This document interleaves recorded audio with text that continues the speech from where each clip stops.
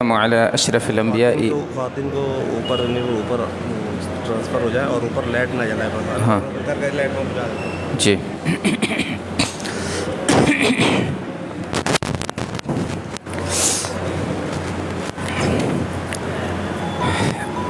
بسم اللہ والحمد للہ والصلاة والسلام علی رسول اللہ. محترم حاضرین گرامی، آج ہمارے درس کا آخری حصہ حج سے متعلق اور حج کی جو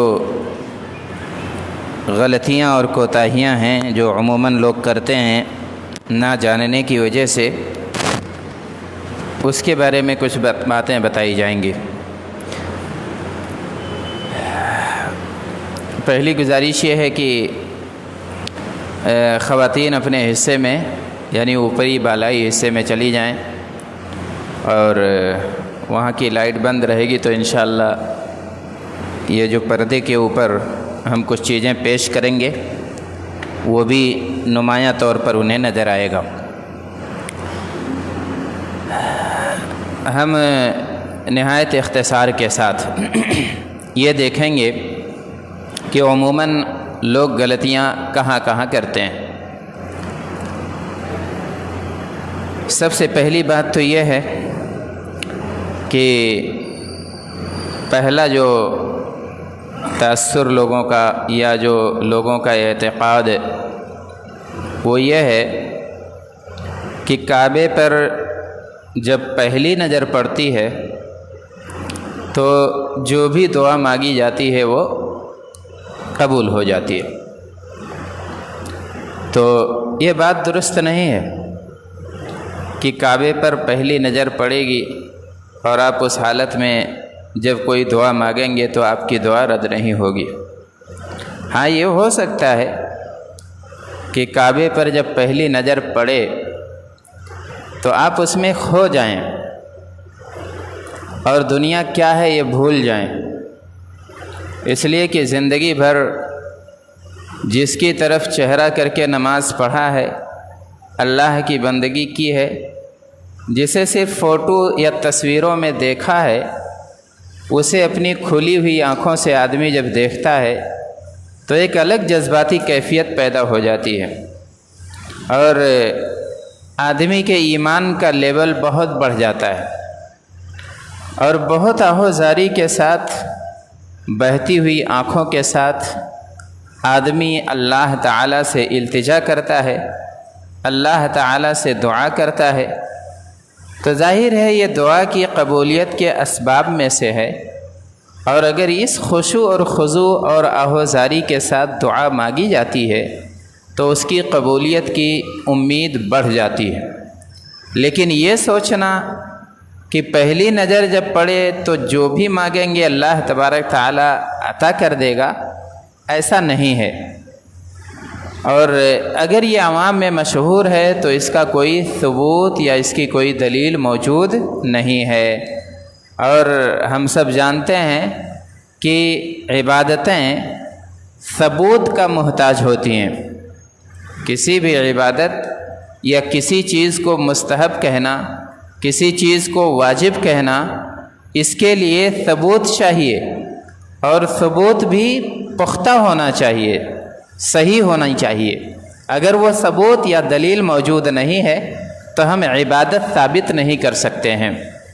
دوسری چیز یہ کہ حجر اسود کو آپ وہاں جب جائیں گے طواف کریں گے تو دیکھیں گے کہ بہت سارے لوگ دور سے حجر اسود کی جو اسے کہتے ہیں دور کا بوسہ، جسے غالباً فلائنگ کس کہتے ہیں، یعنی دور سے ہاتھ اٹھائیں گے اور اس کے بعد اسے چومیں گے اور رک جاتے ہیں، ٹھہر جاتے ہیں. فضائی بوسہ حجر اسود کا ثابت نہیں ہے. آپ کا کام یہ ہے کہ آپ اس کی طرف آپ ہاتھ سے اشارہ کریں گے داہنے ہاتھ سے، اس طریقے سے جیسے حجر اسود والے کونے پہ جب آپ پہنچیں گے تو وہاں ایسے ہاتھ سے اشارہ کریں گے اور اللہ اکبر کہیں گے، ہاتھ کو چومیں گے نہیں، آپ وہاں سے گزر جائیں گے اور وہاں رکیں گے بھی نہیں۔ اس لیے نہیں رکیں گے کہ جو ایک فلو بنا ہوا ہوتا ہے، جو اللہ کے گھر کا طواف کرنے والے لوگ ایک چال میں چل رہے ہوتے ہیں، اگر آپ لوگ وہاں ٹھہر جاتے ہیں تو ظاہر ہے وہ فلو ٹوٹ جاتا ہے، لوگوں کو تکلیف ہو سکتی ہے، زحمت ہو سکتی ہے۔ بلکہ پہلے ہم لوگوں نے یہ دیکھا تھا شروع میں کہ لال پٹی لگی ہوئی تھی، حجر اسود والے کونے سے لے کر دور تک جو ہے مطاف میں لال پٹی مارے رہتے تھے تاکہ لوگوں کو سمجھ میں آ جائے کہ یہیں سے طواف کی ابتدا کرنی ہے، یہ حجر اسود والا حصہ ہے اور یہاں سے شروعات کرنی ہے اور یہیں آ کے ہمارا طواف پورا ہو جائے گا۔ آسانی تھی لوگوں کے لیے، لیکن اس میں بڑی پریشانی یہ تھی کہ لوگ اسی لکیر پہ رک جاتے تھے، وہاں بھیڑ کی چال آ کے ٹھہر جاتی تھی اور جو ہے بہت سارے مسائل ہوتے تھے، تو وہاں لوگ رکتے تھے، وہاں فضائی بوسہ دیتے تھے اور اس کے بعد کچھ لوگ دعا کرتے تھے، تو اس طریقے سے طواف کرنے والوں کو دقت ہوتی تھی۔ یہ کام آپ نہیں کریں گے، اور یہ مت سوچئے کہ آپ نے، اصل تو یہ ہے کہ اگر موقع ملتا ہے تو آپ حجر اسود کو بوسہ دیں گے، یہ نبی پاک صلی اللہ علیہ وسلم کی سنت ہے۔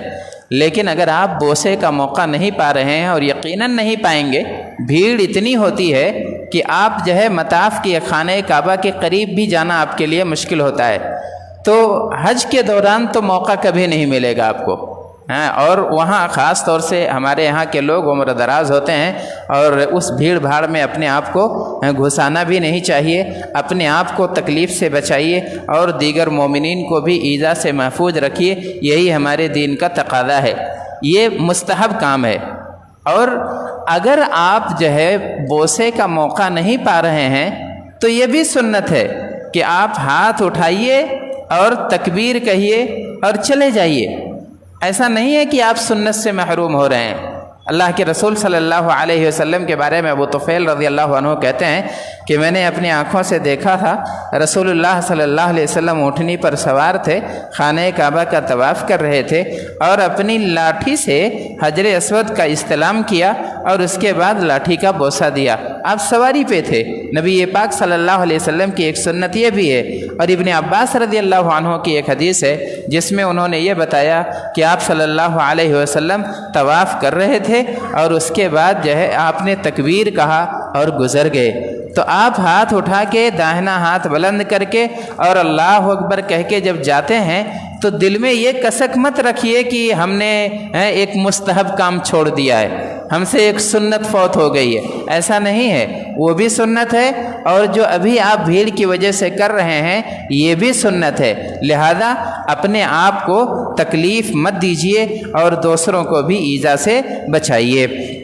ایک دوسری غلطی یہ ہوتی ہے کہ 2-4-6 لوگ رہتے ہیں، ایک آدمی ہوتا ہے، معلم ہوتا ہے، اس کے ہاتھ میں دعا کی کتاب ہوتی ہے، وہی دعا پڑھاتے رہتا ہے اور لوگ زور زور سے اجتماعی دعا کرتے رہتے ہیں، آمین کہتے رہتے ہیں، اور بھی عبادت کرنے والے آپ کے ساتھ وہاں ہوتے ہیں، ان کی عبادتوں میں آپ کے شور سے خلل ہوتا ہے، آپ زور زور سے اجتماعی دعا کرتے ہیں تو دیگر لوگوں کی عبادتوں کے خشوع اور خضوع میں کمی آ جاتی ہے آپ کی حرکت کی وجہ سے، اور ظاہر ہے کسی بھی مسجد میں بلند آواز سے چلانا، آواز بلند کرنا یہ درست نہیں ہے، اور اللہ تبارک تعالیٰ کا وہ مقدس گھر بیت اللہ الحرام تو اور زیادہ تقاضا کرتا ہے کہ آپ نہایت خشوع اور خضوع کے ساتھ اللہ تبارک تعالیٰ کو پکاریے، اور اس طرح شور شرابہ حرم میں کرنے سے بچنے کی کوشش کیجیے۔ اگلی جو غلطی ہوتی ہے کہ لوگ کتاب لے کے جاتے ہیں، ہر چکر کے لیے مخصوص دعائیں لوگوں نے تیار کر رکھی ہیں اور اسی میں الجھے رہتے ہیں، وہی یا تو نہیں یاد ہے تو کوئی موبائل کھول کے دیکھتا ہے، کوئی کتاب کھول کے دیکھتا ہے، کوئی کسی معلم کا سہارا لیتا ہے، اور انہیں لگتا ہے کہ ہر طواف کے ساتھ یا ہر چکر کے ساتھ الگ الگ مخصوص دعا پڑھنا ضروری ہے، یہ تصور بھی غلط ہے۔ اللہ کے رسول صلی اللہ علیہ وسلم نے ایسا نہیں کیا ہے، صحابہ کرام سے یہ عمل ثابت نہیں ہے، بلکہ اللہ کے رسول سے جو عمل ثابت ہے وہ یہ کہ آپ رکن یمانی سے لے کر حجر اسود والے کونے کے درمیان ربنا آتنا فی الدنیا حسنہ وفی الآخرۃ حسنہ وقنا عذاب النار، یہ انتہائی جامع دعا ہے، قرآن پاک کی دعا ہے، اسی کا آپ اہتمام کیجئے، اور اس کے علاوہ آپ جو مانگنا چاہیں اللہ تعالیٰ سے مانگیے، آپ کی ضرورت، آپ کی حاجت جو بھی ہے اللہ تبارک تعالیٰ سے مانگتے رہیے۔ اگر معصور دعائیں یاد ہیں تو انہیں پڑھیے، نہیں یاد ہیں تو آپ اپنی زبان میں اللہ سے آہوزاری کیجئے، یہ طریقہ درست اور صحیح ہے۔ اچھا، اللہ تبارک تعالیٰ نے جو دعا سکھائی ہے یا قرآن کی یہ جو دعا ہے یہ انتہائی جامع دعا ہے۔ ربنا آتنا فی الدنیا حسنہ، یہ چونکہ ہمیں پڑھنا ہے، اور اس میں یہ ہوگا کہ آپ کم الفاظ میں آپ کی بہت ساری دعائیں آ جاتی ہیں، تو اس کا ترجمہ آپ کو سنا دوں تاکہ آپ لوگ یہ دعا اچھی طرح سے یاد کر لیں۔ ترجمہ دیکھیے کتنی جامع دعا ہے، اس پر توجہ دیجیے۔ اللہ تبارک تعالیٰ سے ہم مانگتے ہیں کہ ربنا آتنا، اے ہمارے پروردگار ہمیں دے دے، ربنا آتنا فی الدنیا حسنہ، دنیا کے اندر جو بھی اچھائی ہے، جو بھلائی ہے میرے لیے اسے تو ہمیں عطا کر دے، اور آخرت کی بھی بھلائی ہمیں عطا کر دے، اور عذاب نار سے ہمیں محفوظ کر لے۔ اور کیا چاہیے دنیا میں مومن کو؟ دنیا کی سعادت چاہیے، دنیا کی بھلائی چاہیے، آخرت کی اچھائی چاہیے، اور اللہ تعالیٰ کے عذاب سے نجات چاہیے۔ تو یہ ساری چیزیں اس میں سمٹ کے آ جاتی ہیں۔ اگر جنہیں نہیں یاد ہے، حج اور عمرے کے لیے جا رہے ہیں، انہیں یہ دعا یاد کر لینی چاہیے۔ ربنا آتنا فی الدنیا حسنہ وفی الآخرۃ حسنہ وقنا عذاب النار۔ اب آگے بڑھتے ہیں کہ کچھ لوگ ایسے بھی ملیں گے کہ جو دوسروں کی جانب سے طواف کرتے ہیں۔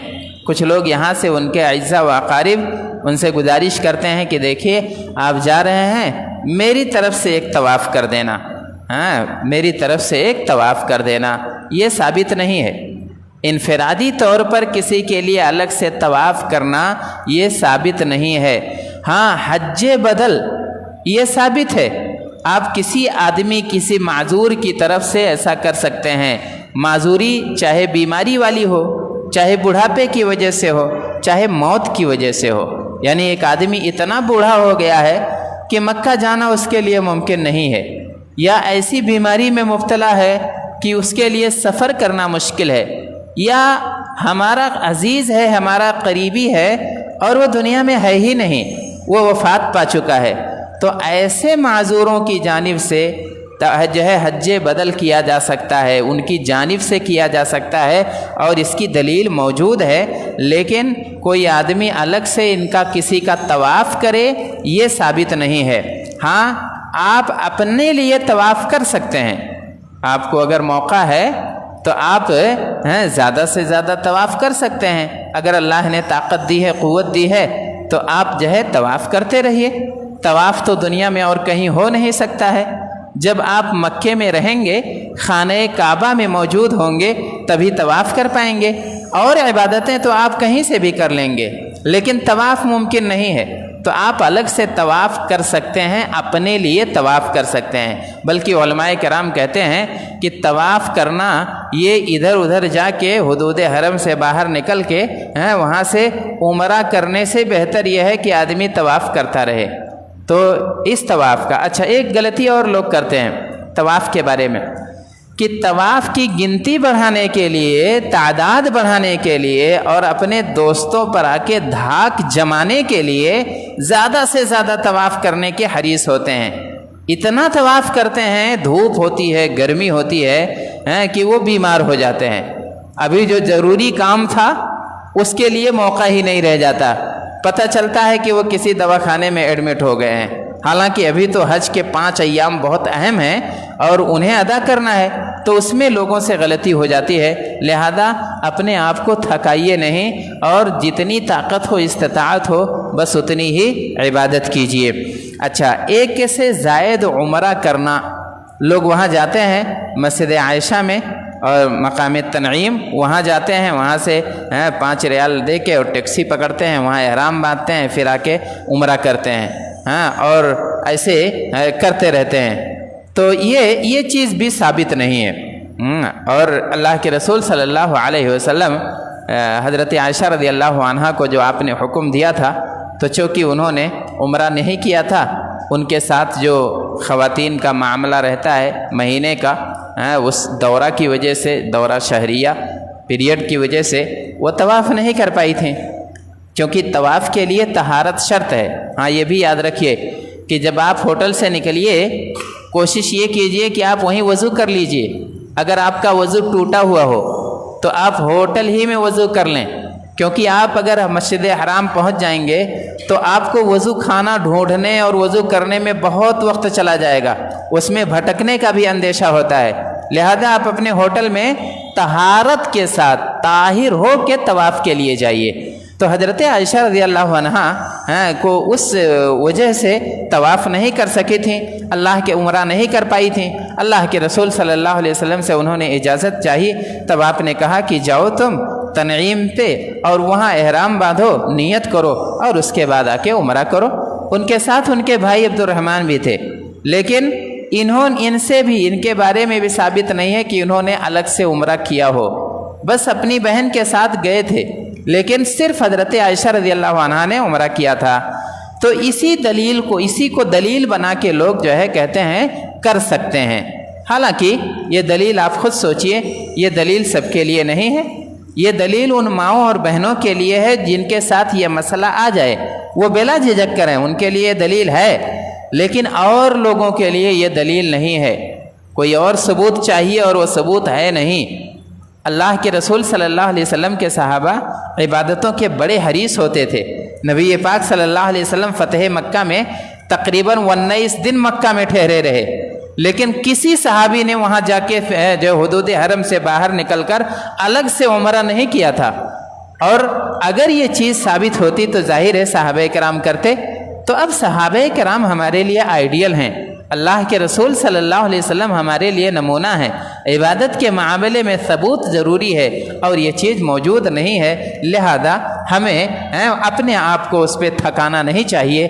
اگر آپ کو موقع ملتا ہے اور عبادتیں ہیں، قرآن پاک کی تلاوت کیجئے، مسجد حرام میں بیٹھیے، خانہ کعبہ کا طواف کیجئے، اور دیگر جو کام آپ سے ہو سکتا ہے وہ کام کرتے رہیے، بہتر یہی ہے۔ اور اس کے بعد ایک اور تصور یہ ہے، ایک غلطی، کہ لوگ جب رمی جمرات کے لیے جاتے ہیں تو سمجھتے ہیں کہ ہم شیطان کے پاس آئے ہوئے ہیں، ابلیس کے پاس آئے ہوئے ہیں، اور سارا غصہ وہاں اتارتے ہیں اور اول فول بکتے ہیں، اپنی زبان خراب کرتے ہیں، چپل پھینک کے مارتے ہیں، بڑے بڑے پتھر لے کر آتے ہیں، مارتے ہیں، اور جو ہے گالی گلوچ بھی دیتے ہیں، غصے میں رہتے ہیں، غیظ و غضب میں رہتے ہیں۔ آپ شیطان کو مارنے نہیں جا رہے ہیں۔ شیطان کو جب مارنا تھا تب تو آپ نے شیطان سے سمجھوتا کیا ہوا تھا، شیطان آپ کو پیسے کمانے کی تدبیریں بتا رہا تھا، تب تو آپ کی دوستی تھی، اور آپ وہاں پہنچے تو شیطان کو اتنا بڑا دشمن بنا دیا کہ اب وہاں بھی گالی دے رہے ہیں، وہاں بھی پتھروں سے مار رہے ہیں اور جوتے چپل برسا رہے ہیں۔ آپ یہاں برسائیے، آپ یہاں دھتکاریے، آپ یہاں شیطان سے دشمنی اور عداوت کا اظہار کیجئے، لیکن وہاں وہ شیطان نہیں ہے، وہ ایک علامت ہے، اللہ کے رسول صلی اللہ علیہ وسلم کی اقتداء ہے، نبی پاک صلی اللہ علیہ وسلم نے ایسا کیا تھا اس لیے ہم ایسا کر رہے ہیں۔ اچھا، جمرات میں جب آپ جائیں گے تو آپ دیکھیں گے کہ بیضوی شکل میں ایسے کنویں ٹائپ کا بنا ہوا ہے، اور کوشش یہ کیجئے کہ آپ کی کنکری اسی دائرے کے اندر گرے۔ اگر آپ کی کنکری باہر گر گئی ہے اور اس کے اندر نہیں گئی ہے، وہ بنا ہوا ہے ایسا کہ آپ جب ماریں گے تو وہ کنکری وہاں تک پہنچ جاتی ہے، لیکن اگر آپ کی کنکری باہر چلی گئی تو آپ اسے کاؤنٹ مت کیجئے، ایک آدھ کنکری ایک دو احتیاطاً رکھ لیجئے، اور چھوٹی چنے کے دانے کے برابر ہونی چاہیے، نہ بہت بڑی اور نہ بہت چھوٹی، تو آپ اس کو آسانی سے وہاں اس میں پھینک دیں، اس میں چلا گیا تو آپ کا کام ہو گیا۔ اور اس طریقے سے 7 کنکریاں مارنی ہیں ہر کنکری کے وقت۔ ہاں یہ دیکھیے یہاں جو ہے یہ جمرات کی تصویر ہے، جمرات کی تصویر ہے، بھیڑ کافی رہتی ہے، ایسے وقت کا انتخاب کیجئے کہ جب ذرا تھوڑی بھیڑ کم ہو، اور دور سے دیکھیے کتنی بھیڑ ہے یہاں، چونکہ جمرات انہوں نے کوشش کی ہے، کئی فلور بنا دیا ہے۔ اب آپ کے لیے جس فلور سے آسانی ہو، کبھی کبھی لوگ ایک ہی فلور پہ بھیڑ بہت زیادہ ہو جاتی ہے، حالانکہ وہ سب جو ہے آپ کی وہ اس کو کیا کہتے ہیں، ہاں لفٹ وغیرہ کا بھی انتظام ہے، لفٹ کا انتظام ہے، اور وہاں آپ اوپر نیچے جا سکتے ہیں آسانی سے، لیکن بہرحال بھیڑ رہتی ہے۔ یہیں زیادہ پہلے جو حادثات ہوتے تھے اسی حصے پہ ہوتے تھے حادثات، یہاں بھیڑ زیادہ ہو جاتی تھی اخبارگی، اور یہاں افراتفری مچ جاتی تھی، لیکن الحمدللہ ابھی سعودی حکومت نے یہ مسئلہ حل کیا ہے، اور اس حساب سے کئی فلور بنا دیا ہے، تو کسی بھی فلور سے جا کے مار سکتے ہیں، اور بھیڑ پر کسی حد تک انہوں نے قابو پا لیا ہے۔ اچھا، اب میں سب سے پہلا کام یہ کروں کہ موبائل سوئچ آف کر دوں، بھول گیا تھا سوئچ آف کرنا، جی بس۔ تو یہ تو جمرے کا مسئلہ ہو گیا۔ اچھا، اب کنکری اپنے ساتھ رکھنا رہے گا۔ وہاں کنکری، کچھ کنکریاں ادھر ادھر بکھری رہتی ہیں، جن کے پاس زائد ہوتی ہیں وہ پھینک دیتے ہیں، لیکن وہاں بھیڑ میں آپ کنکری مت چنیے گا، وہاں بیٹھنا جھکنا خطرے والا کام ہے۔ آپ نظر نہیں آئیں گے، دھکا لگ سکتا ہے، آپ گر سکتے ہیں، چوٹ لگ سکتی ہے، اس لیے مکمل یکٹو رہیے۔ پانی وغیرہ باٹل اپنے ساتھ رکھیے، پانی پی کے اور اچھی تیاری کے ساتھ جائیے۔ اور جو لوگ نہیں جا سکتے ہیں، جو معذور ہیں، جو کمزور ہیں، وہ نیابت بھی یعنی کسی کو کہہ سکتے ہیں کہ ہماری جانب سے آپ کنکریاں مار دیجیے گا۔ تو پہلے دن جمرے عقبہ کو صرف مارنا رہتا ہے، تینوں جمرات کو نہیں ماریں گے، ویسے پردہ لگا رہتا ہے، آپ مارنا بھی چاہیں گے تو وہاں مار نہیں سکتے ہیں، وہ پردہ لگا رہے گا۔ پہلا جمرہ آئے گا، پھر دوسرا آئے گا، وسطیٰ آئے گا، پھر اس کے بعد جمرہ عقبہ آئے گا۔ تو پہلے دن یعنی یوم النحر کے دن ایک جمرے کو کنکری مارنی رہتی ہے۔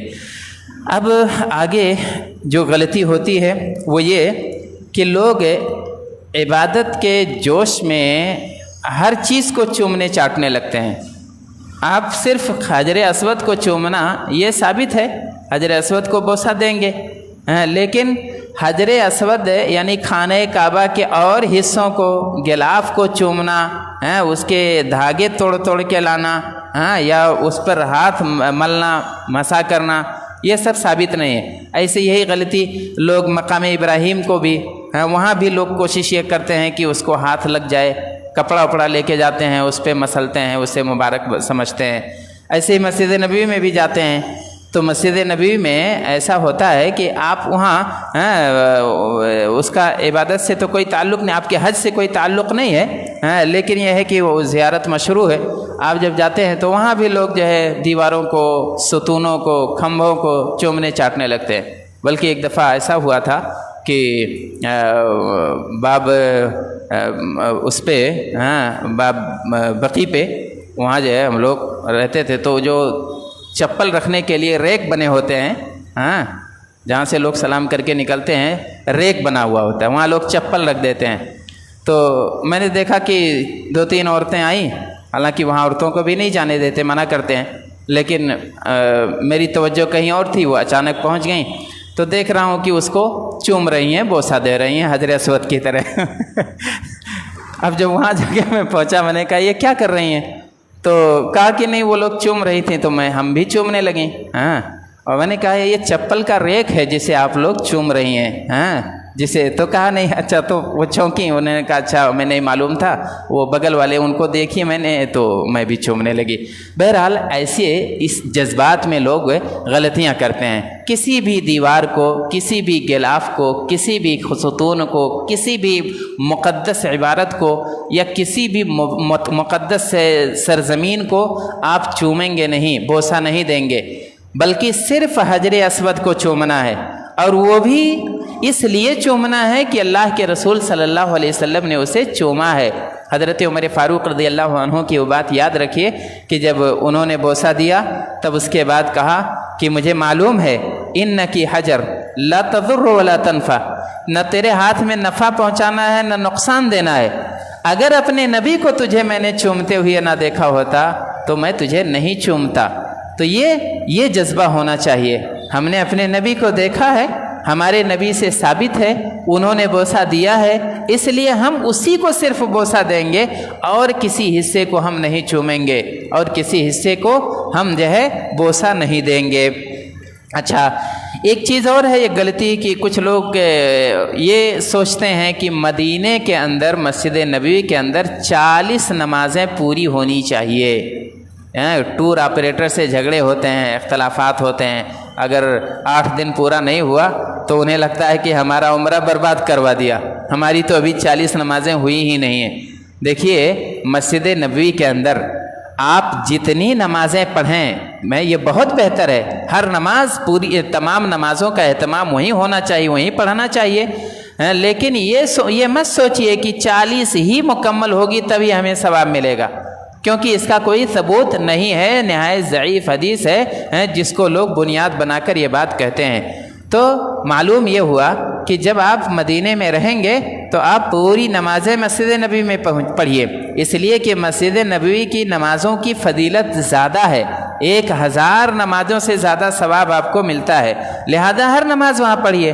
اب چاہے 10 نمازوں کا موقع ملے، 20 کا ملے، 40 کا ملے، 80 کا ملے، 100 کا ملے، جتنا موقع آپ کو مل رہا ہے اتنا آپ پڑھیے، لیکن یہ عقیدہ مت رکھیے کہ 40 کی گنتی ہمیں پوری کرنی ہے۔ اچھا، اب اس کے بعد جو ہے ایک چیز اور کہ لوگ احتیاطاً وہاں دم دیتے ہیں، حج کرنے والے یہاں بہت سے لوگ جو ہے کہہ کے بھیجتے ہیں کہ غلطی ہوئی ہو یا نہ ہوئی ہو لیکن 1-2 دم دے دینا ایسے، تو آپ ایسی چیزیں اپنے اوپر واجب مت کیجئے جسے اسلام نے واجب نہیں کیا ہے، ایسی زحمت اپنے آپ کو مت دیجئے۔ ایک پیسہ جمع کر کے آدمی وہاں پہنچتا ہے اور کتنی تکلیفوں کے ساتھ پہنچتا ہے۔ شیخ علی ہیں، ان کے علاقے کی ایک خاتون کو میں نے دیکھا اور جس نے ان کا درد دیکھا ان کی آنکھوں میں آنسو آ گئے، ہاتھ پھٹے ہوئے تھے، پاؤں میں بہت سارے زخم لگے ہوئے تھے اور کام کاج والی خاتون تھی۔ اس نے کہا کہ 10 سال تک میں نے پیسہ جمع کیا ہے، مزدور آدمی ہوں، محنت کرتی ہوں، دھان اور گیہوں کاٹتی ہوں اور تھوڑا تھوڑا بچا کے ہم نے جو ہے اتنا پیسہ اکٹھا کیا ہے کہ اللہ کے گھر تک پہنچی ہوں۔ تو اب ایسے آدمی کے لیے آپ یہ کہیں کہ جاؤ اور احتیاطاً جو ہے وہاں 400 800 1000 کا بکرا ذبح کر کے اور غریبوں میں تقسیم کراؤ، کوپن لو، یہ شریعت سے ثابت نہیں ہے۔ اپنے آپ کو مصیبت میں مت ڈالیے، ایسی چیزیں اپنے اوپر واجب مت کیجئے جسے شریعت نے واجب نہیں کیا ہے۔ اگر کوئی غلطی نہیں ہوئی ہے تو آپ مکلف نہیں ہیں کفارہ کے، آپ کے اوپر دم واجب نہیں ہے، لیکن اگر غلطی ہو گئی ہے اور آپ کو پتہ ہے آپ نے عمدن جان بوجھ کر وہ غلطی کی ہے یا غلطی کرنی پڑی ہے تو ایسی صورت میں آپ وہاں دم دیں گے، لیکن ایسے ہی احتیاط کے نام پر یہ اللہ کے رسول صلی اللہ علیہ وسلم کی شریعت سے اس کا کوئی ثبوت نہیں ہے۔ اچھا، ایک چیز اور ہے کہ کچھ لوگ طواف کرتے وقت جاتے ہیں، باتیں ادھر ادھر منتشر ہیں، میں نے مرتب نہیں کیا، لیکن یہ ہے کہ بس سن لیں کہ طواف کرتے وقت بہت سارے لوگ کہیں سے بھی کسی بھی گیٹ سے داخل ہوں گے اور جہاں سے داخل ہوئی ہے وہیں سے بھیڑ کے ساتھ چلتے رہتے ہیں اور وہیں شمار کر لیتے ہیں۔ آپ طواف حجر اسود کے کونے سے شروع کریں گے، کہیں سے بھی ہوں گھوم کے آئیے، اور جیسے کہ کل بات ہوئی تھی تو اسی کونے سے حجر اسود والے کونے سے شروعات کرنی ہے، اور آپ دیکھیں گے سائیڈ میں ایک گرین لائٹ ٹیوب لائٹ لگی ہوئی ہے، تو آپ کے اس طرف ایسے نظر آئے گا کہ وہاں گرین ٹیوب لائٹ جل رہی ہے اور ادھر حجر اسود کا ہسکونا ہے اور پھر بغل میں خانہ کعبہ کا دروازہ ہے، تو یہ ساری چیزیں آپ کو نظر آئیں گی۔ آپ وہاں سے شروع کیجئے اور وہیں پر آ کے ختم کیجئے۔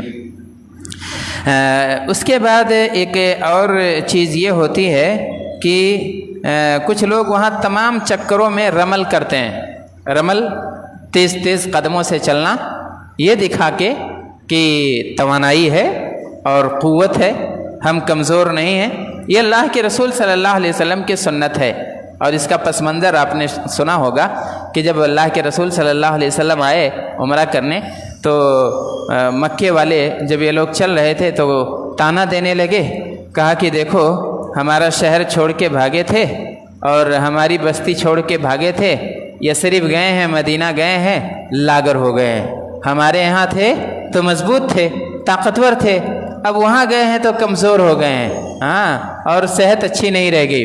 अल्लाह के रसूल सल्लल्लाहु अलैहि वसल्लम को जब ये ख़बर मिली तो कहा कि नहीं, दिखाओ, अपनी ताकत बताओ, अपनी तवानाई दिखाओ, ये साबित करो कि हम अल्लाह के रसूल के दीन की खातिर हमने घर छोड़ा था तो हम कमज़ोर नहीं हुए हैं। हज़रत उमर फ़ारूक़ रज़ियल्लाहु अन्हु जब नबी पाक सल्लल्लाहु अलैहि वसल्लम की वफ़ात के बाद वहाँ जाते हैं, रमल करते हैं, तब कहते हैं वमा लना रमल। अब रमल की तो कोई ऐसी ज़रूरत रह नहीं गई है, क्योंकि जिन्होंने ताना दिया था वो या तो मर खप गए हैं या तो दायरे इस्लाम में दाखिल हो गए हैं। लेकिन शैउन सनाअहु रसूलुल्लाह सल्लल्लाहु अलैहि वसल्लम लम नतरुकहु, जिसे हमारे नबी सल्लल्लाहु अलैहि वसल्लम ने किया है उसे हम कभी नहीं छोड़ सकते हैं। गरचे अब मसलहत नहीं रह गई, गरचे अब रमल की हिकमत नहीं रह गई, लेकिन अल्लाह के रसूल सल्लल्लाहु अलैहि वसल्लम की सुन्नत है, उसे हम नहीं छोड़ेंगे। और तवाफ़ के पहले 3 चक्करों में रमल करते हैं और उसके बाद बाकी 4 वाले में रमल नहीं करेंगे।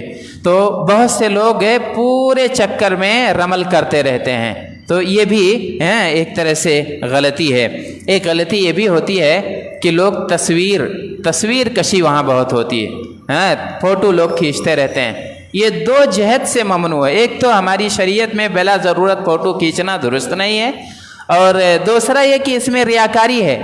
लोग दिखाते रहते हैं कि देखो तवाफ़ कर रहा हूँ, सेल्फी लेते रहते हैं, वीडियोस भेजते रहते हैं, अभी तवाफ़ कर रहा हूँ, पहला चक्कर हो गया है, दूसरा चक्कर हो गया, सफ़ा पे आ गया हूँ। ये दुनिया को बताने की ज़रूरत नहीं है, ये रियाकारी है, और रियाकारी मुनाफिकों की अलामत है, रियाकारी शिर्क असगर है।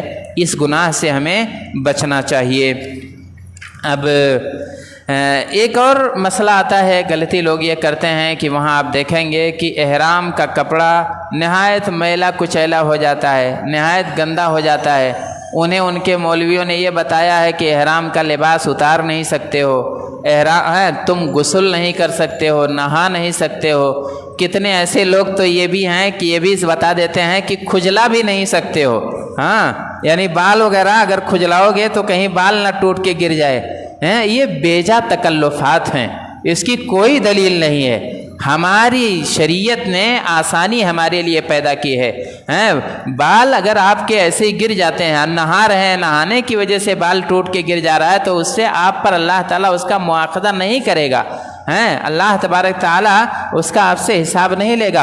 आपको ज़रूरत है तो आप गुस्ल कीजिए। आपके एहराम का कपड़ा अगर गंदा हो गया है तो आप उसे उतार दीजिए, हैं, और दूसरा एहराम आप पहन सकते हैं, या उस एहराम को बारी बारी आप धुल सकते हैं, धुल के हैं उसे आप ज़ेबतन कर सकते हैं। ऐसा नहीं कि आपने एक दफ़ा एहराम पहन लिया है तो अब जब तक हलाल नहीं हो जाएंगे तब तक आप उसे लेके रगेदते रहेंगे, और वैसे ही कहीं भी मुक़द्दस जगहों पर, मस्जिदों में तवाफ़ के वक्त, ये गलत बात है।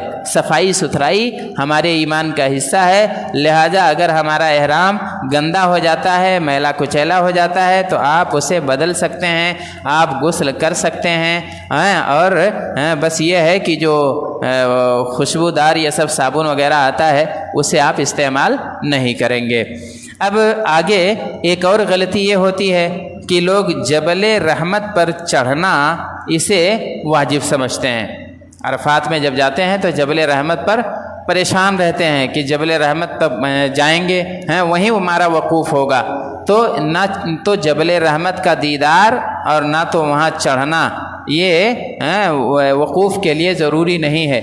अगर आप वहाँ पहुँच जा रहे हैं तो कोई बात नहीं है, लेकिन आप उसके लिए परेशान हों और वहाँ जबल रहमत पे जाके चढ़ें, हैं, ये साबित नहीं है, ये कोई इलामा जो है इबादत नहीं है। व अरफ़ा कुल्लुहा मवाक़िफ़, नबी पाक सल्लल्लाहु अलैहि वसल्लम ने कहा कि अरफ़ा का मैदान पूरा का पूरा ये सब मौक़िफ़ है, हर जगह आप वहाँ ठहर सकते हैं, लेकिन आप वो सब बोर्ड वगैरह लगा रहता है, लौहा इरशादिया, वो आप देख लें, कहीं ऐसा ना हो कि आप अरफा के बाहर, हालांकि आपको उसकी ज़हमत नहीं उठानी है, आपको जहाँ ठहराया जाएगा वो उसी हिस्से में रहता है, लेकिन कभी कभी कुछ ऐसे लोग अपने तौर पर जो करते हैं, तो कभी होता है कि उन्हें पता नहीं और अरफा के मैदान से कहीं बाहर बैठे हुए हैं और वो अरफा का वकूफ़ ऐसी सूरत में नहीं होगा। अच्छा, مزدلفہ سے آدھی رات سے پہلے منی کے لیے لوگ نکل جاتے ہیں. وہاں پہنچے مزدلفہ، نماز مغرب اور عشاء پڑھتے ہیں اور اس کے بعد چلے جاتے ہیں. مزدلفہ میں آپ کو مبیت کرنا ہے، آپ کو رات گزارنی ہے. علی الاقل آدھی رات تو آپ کو وہاں رہنا ہی ہے. آدھی رات سے پہلے آپ مزدلفہ مت چھوڑیے. اور اگر کوئی عذر والا ہے تو آدھی رات کے بعد وہ منی کے لیے جا سکتا ہے. لیکن اگر کوئی عذر والا نہیں ہے، شیخ علی گھڑی وڑی دیکھ رہے ہیں، لگتا ہے وقت پورا ہو گیا، تو میں اپنی بات اب یہیں مکمل کرتا ہوں، کیونکہ اور بھی کچھ باتیں یہ زیادہ اہم ہے اور یہاں دکھانا اصل مقصد ہے. آپ لوگ اس کو یہ جبل رحمہ کی تصویر یہاں آئی ہوئی تھی. شیخ علی سے میں گزارش کرتا ہوں کہ اب ویڈیوز کے ذریعے سے اپنی بات سامعین کے سامنے پیش کریں. کچھ سوالات وغیرہ جو ابھی رہیں گے. ایک سوال ابھی میرے پاس آیا تھا، وہ ایک منٹ. اچھا، یہ سوال یہ ہے کہ حج بدل کرنا ہے اور اس کا آسان طریقہ بتا دیں. تو حج بدل یہ ہے کہ ویسے ہی کریں گے جیسے اپنا حج کر رہے ہیں.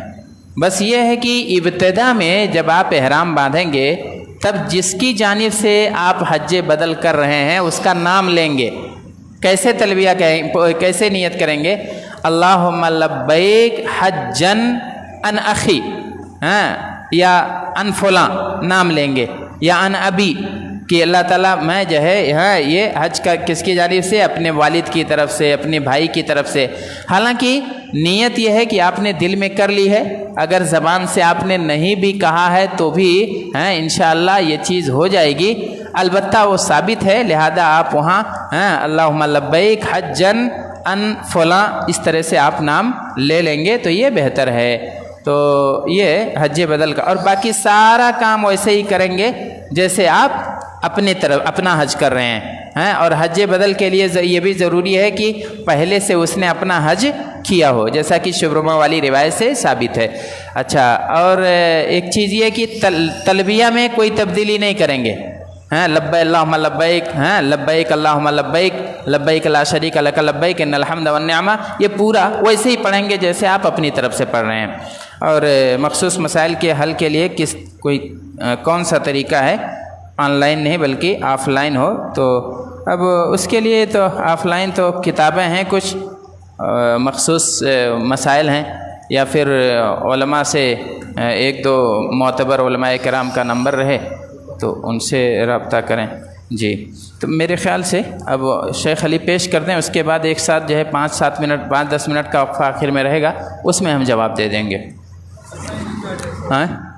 جواب آ جائے. ہاں جی، ہو سکتا ہے ابھی گفتگو میں جواب آ بھی جائے. اگر وہ چیز آ جاتی ہے تو پھر اس کے دہرانے کی ضرورت نہیں پڑے گی.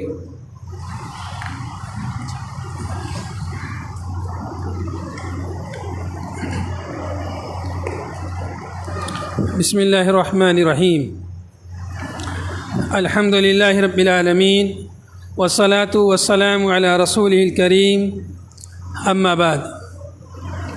معزز سامعین کرام، کل کے درس میں ہم نے عمرے کا مکمل طریقہ بیان کیا تھا، اور عمرے کے جو ارکان ہیں، 3 ارکان: نیت کرنا، احرام کی نیت کرنا، طواف کرنا اور صفا مروہ کی سعی کرنا. یہ 3 ارکان ہیں عمرے میں. ان 3 پر اضافہ ایک اور کر دیا جائے تو حج کے ارکان ہو جاتے ہیں. حج کے کتنے ارکان ہیں؟ 4 ارکان. ارکان کا جاننا سب سے زیادہ ضروری ہے. 4 ارکان حج میں ہیں. عمرے میں 3 ہیں اور حج میں 4 ارکان ہیں. پہلا رکن کیا ہے؟ احرام کی نیت کرنا. دوسرا رکن کیا ہے؟ خانہ کعبہ کا طواف کرنا ہے. تیسرا رکن کیا ہے؟ صفا مروہ کی سعی کرنا. اور چوتھا عرفہ میں قیام، وقوف. اب ہم جو ہے حج شروع ہوتا ہے 8 ذی الحجہ سے. حج کی شروعات ہوتی ہے 8 ذی الحجہ، اس کو کہتے ہیں یوم الترویہ.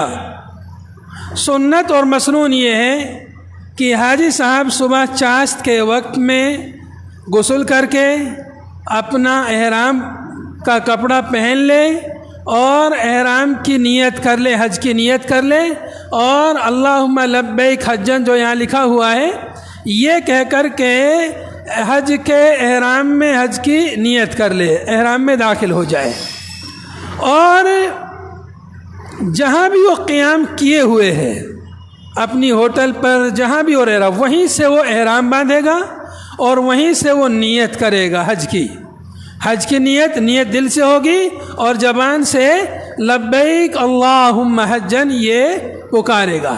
اس کے بعد سے وہ یہ بلند آواز سے تلبیہ کہتے ہوئے منا کی طرف روانہ ہو جائے گا۔ آج کل بھیڑ بھاڑ زیادہ رہتی ہے تو گروپ کے لوگوں کو ایک ساتھ سب کو بس کے ذریعے 7 تاریخ ہی کو منا پہنچا دیا جاتا ہے، تو یہ بھی درست ہے پہلے ہی پہنچا دیا جائے تاکہ تاخیر نہ ہو۔ بہرحال 8 تاریخ کو ظہر سے پہلے منا پہنچ جانا چاہیے۔ منا میں پہنچ کر کے ظہر کی نماز اپنے وقت پر جو بھی نماز 4 رکعت والی نمازیں ہیں ان کو قصر کر کے 2 رکعت نماز پڑھے گا، قصر کر کے 2 رکعت نماز اپنے اپنے وقت پر، ظہر کی نماز ظہر کے وقت میں، عصر کی نماز عصر کے وقت میں۔ اب 8 تاریخ کو مینا میں پہنچ گیا، وہاں پر جو ہے ذکر و اذکار کرے، اور وہاں پر ٹھہرنا وہی عبادت ہے، وہاں پر سونا، وہاں بیٹھنا اور نماز بس قصر کرنی ہے۔ جتنے بھی حاجی ہیں سب کو حج کی وجہ سے نماز وہاں قصر کرنی رہتی ہے۔ ظہر کی نماز پڑھیں گے، عصر کی نماز پڑھیں گے، مغرب کی نماز پوری 3 رکعت پڑھیں گے، عشاء کی نماز بھی 2 رکعت پڑھیں گے، اور پھر فجر کی نماز جو ہے وہیں مینا میں پڑھیں گے۔ پھر جو ہے 9 تاریخ شروع ہو جاتی ہے۔ فجر کی نماز کے بعد جب سورج طلوع ہو جائے، اب 9 تاریخ شروع ہو گئی ہے، تو مینا سے نکل کر کے اب جائے گا کہاں؟ عرفات کے میدان میں۔ اب ہم یہاں سے آگے بڑھتے ہیں۔ دیکھیے، جب نیت کرتے ہیں تو ایک نیت میں ایک شرط لگا سکتے ہیں کہ اگر خدا نہ خواستہ کہیں روک دیا گیا حج کرنے سے، کوئی ایکسیڈنٹ ہو جائے، خدا نہ خواستہ کچھ ہو جائے، تو احرام کھولنے میں اس کے لیے پھر آسانی کا معاملہ ہو جاتا ہے کہ چونکہ اس نے نیت کی ہے تو اپنی نیت میں یہ شامل کر لے، وَإِن لبیک اللہم حجن، اس کے بعد وَإِن حَبَسَنِي حَابِسٌ فَمَحِلِّي حَيْثُ حَبَسْتَنِي، عمرے کی نیت کرے اس وقت بھی ایک پڑھ لے، اور حج کی نیت کرے اس وقت بھی یہ جملہ پڑھ سکتا ہے کہ اگر کسی روکنے والے نے مجھے روک دیا، کسی دشمن نے روک دیا، کسی حادثے نے روک دیا، تو جہاں مجھ کو روکا جائے گا وہیں پر میں اپنا احرام کھول دوں گا، حلال ہو جاؤں گا، اور بس جو ہے ایک ذبیحہ ذبح کرنا رہے گا، باقی چیزوں سے میں حلال ہو جاؤں گا۔ اس کے بعد میں یہ دیکھیے، یہ مینا کی ایک تصویر ہے، یہاں پر لکھا ہوا بدایۃ مینا، ایسے چاروں طرف بورڈ لگے ہوئے ہیں کہ یہاں سے مینا کا ایریا اسٹارٹ ہو گیا ہے۔ اس ایریے میں حاجی کو اپنے مینا ایام مینا میں اور یوم الترویہ کو اس ایریے کے اندر رہنا ہے۔ باقی کب مینا سے نکلنا ہے، کس کام کے لیے نکلنا ہے، وہ ابھی آگے ہم آپ کو بتائیں گے۔ یہ بھی ایک شکل ہے مینا ہی کی، جو ہے یوم الترویہ کو 8 تاریخ کو لوگ صبح صبح جو ہے مینا میں پہنچ جاتے ہیں، اور یہ دیکھیں یہ خیمے کی اندر کی ایک شکل ہے۔ مینا میں جو خیمے ہیں، خیموں کے اندر کی ایک تصویر ہے۔ یہ بھی خیمے کے اندر مطلب جو ایک پلاٹنگ رہتی ہے، پلاٹنگ میں خیمے چھوٹے چھوٹے بنے رہتے ہیں، ان کے ساتھ میں نماز پڑھنے کے لیے یا کچھ صحن، کچھ اسپیس رہتا ہے، خالی اسپیس، اوپن اسپیس رہتا ہے، وہاں نماز وغیرہ پڑھتے ہیں، بیٹھتے ہیں، وہ یہ جگہ ہے۔ یہ اس طرح سے جگہ جگہ پر جو ہے نقشے مینا کے نقشے میپ جو ہے بنے رہتے ہیں، اس کے ذریعے سے آپ آسانی سے اپنے خیمے کو تلاش کر سکتے ہیں، یا آپ کہاں پر کھڑے ہیں، آپ کو کدھر جانا ہے، پوری تفصیل اس میں موجود رہتی ہے، اس سے آپ اپنا تعاون حاصل کر سکتے ہیں۔ اب یہاں پر دکھایا جا رہا ہے کہ مینا میں آپ کو کیا کرنا ہے۔ مینا میں آپ اپنے اوقات کو ضائع نہ کریں، کچھ کتابیں پڑھیں، کہیں درس ہو رہا ہے تو درس میں بیٹھیں، نماز وغیرہ پڑھیں، قرآن کی تلاوت کریں، ذکر و اذکار کریں، دعائیں کریں، جیسے یہ لوگ یہاں مشغول ہیں، کوئی جو ہے قرآن پڑھ رہا ہے، کوئی کتاب پڑھ رہا ہے، دعائیں پڑھ رہے ہیں، یہ درس، یہ کوئی عالم یہاں پر درس دے رہے ہیں، باقی لوگ درس سن رہے ہیں، تو اوقات کو ضائع نہ کریں، آپ کے بہت قیمتی وقت ہے، باقی گپ سب باتیں تو زندگی میں کرتے رہیں گے، وہاں اس کوشش میں رہیں کہ ہم زیادہ سے زیادہ رب کی عبادت کریں، ذکر و اذکار کریں۔ اب جو ہے یہاں پر یہ جو مسجد ہے، یہ مسجد مینا کی مسجد ہے، مسجد خیف۔ اگر ممکن ہو تو مسجد خیف میں نماز ادا کرے، ممکن ہو تو۔ یہ عام طور پر مینا کے شروع کے حصے میں جہاں جمرات ہیں، اور خیمے زیادہ تر جو ہے مشرقی حصے میں ہیں، تو جو لوگ قریب میں ہوں وہ اس میں نماز پڑھ سکتے ہیں آسانی سے، جو دور ہیں ان کے لیے یہاں پہ آنا مشکل ہے، اپنے خیموں میں ہی وہ نماز ادا کر سکتے ہیں۔ یہ بھی ایک تصویر ہے مینا کی مسجد کی، ایک باہر سے تصویر ہے۔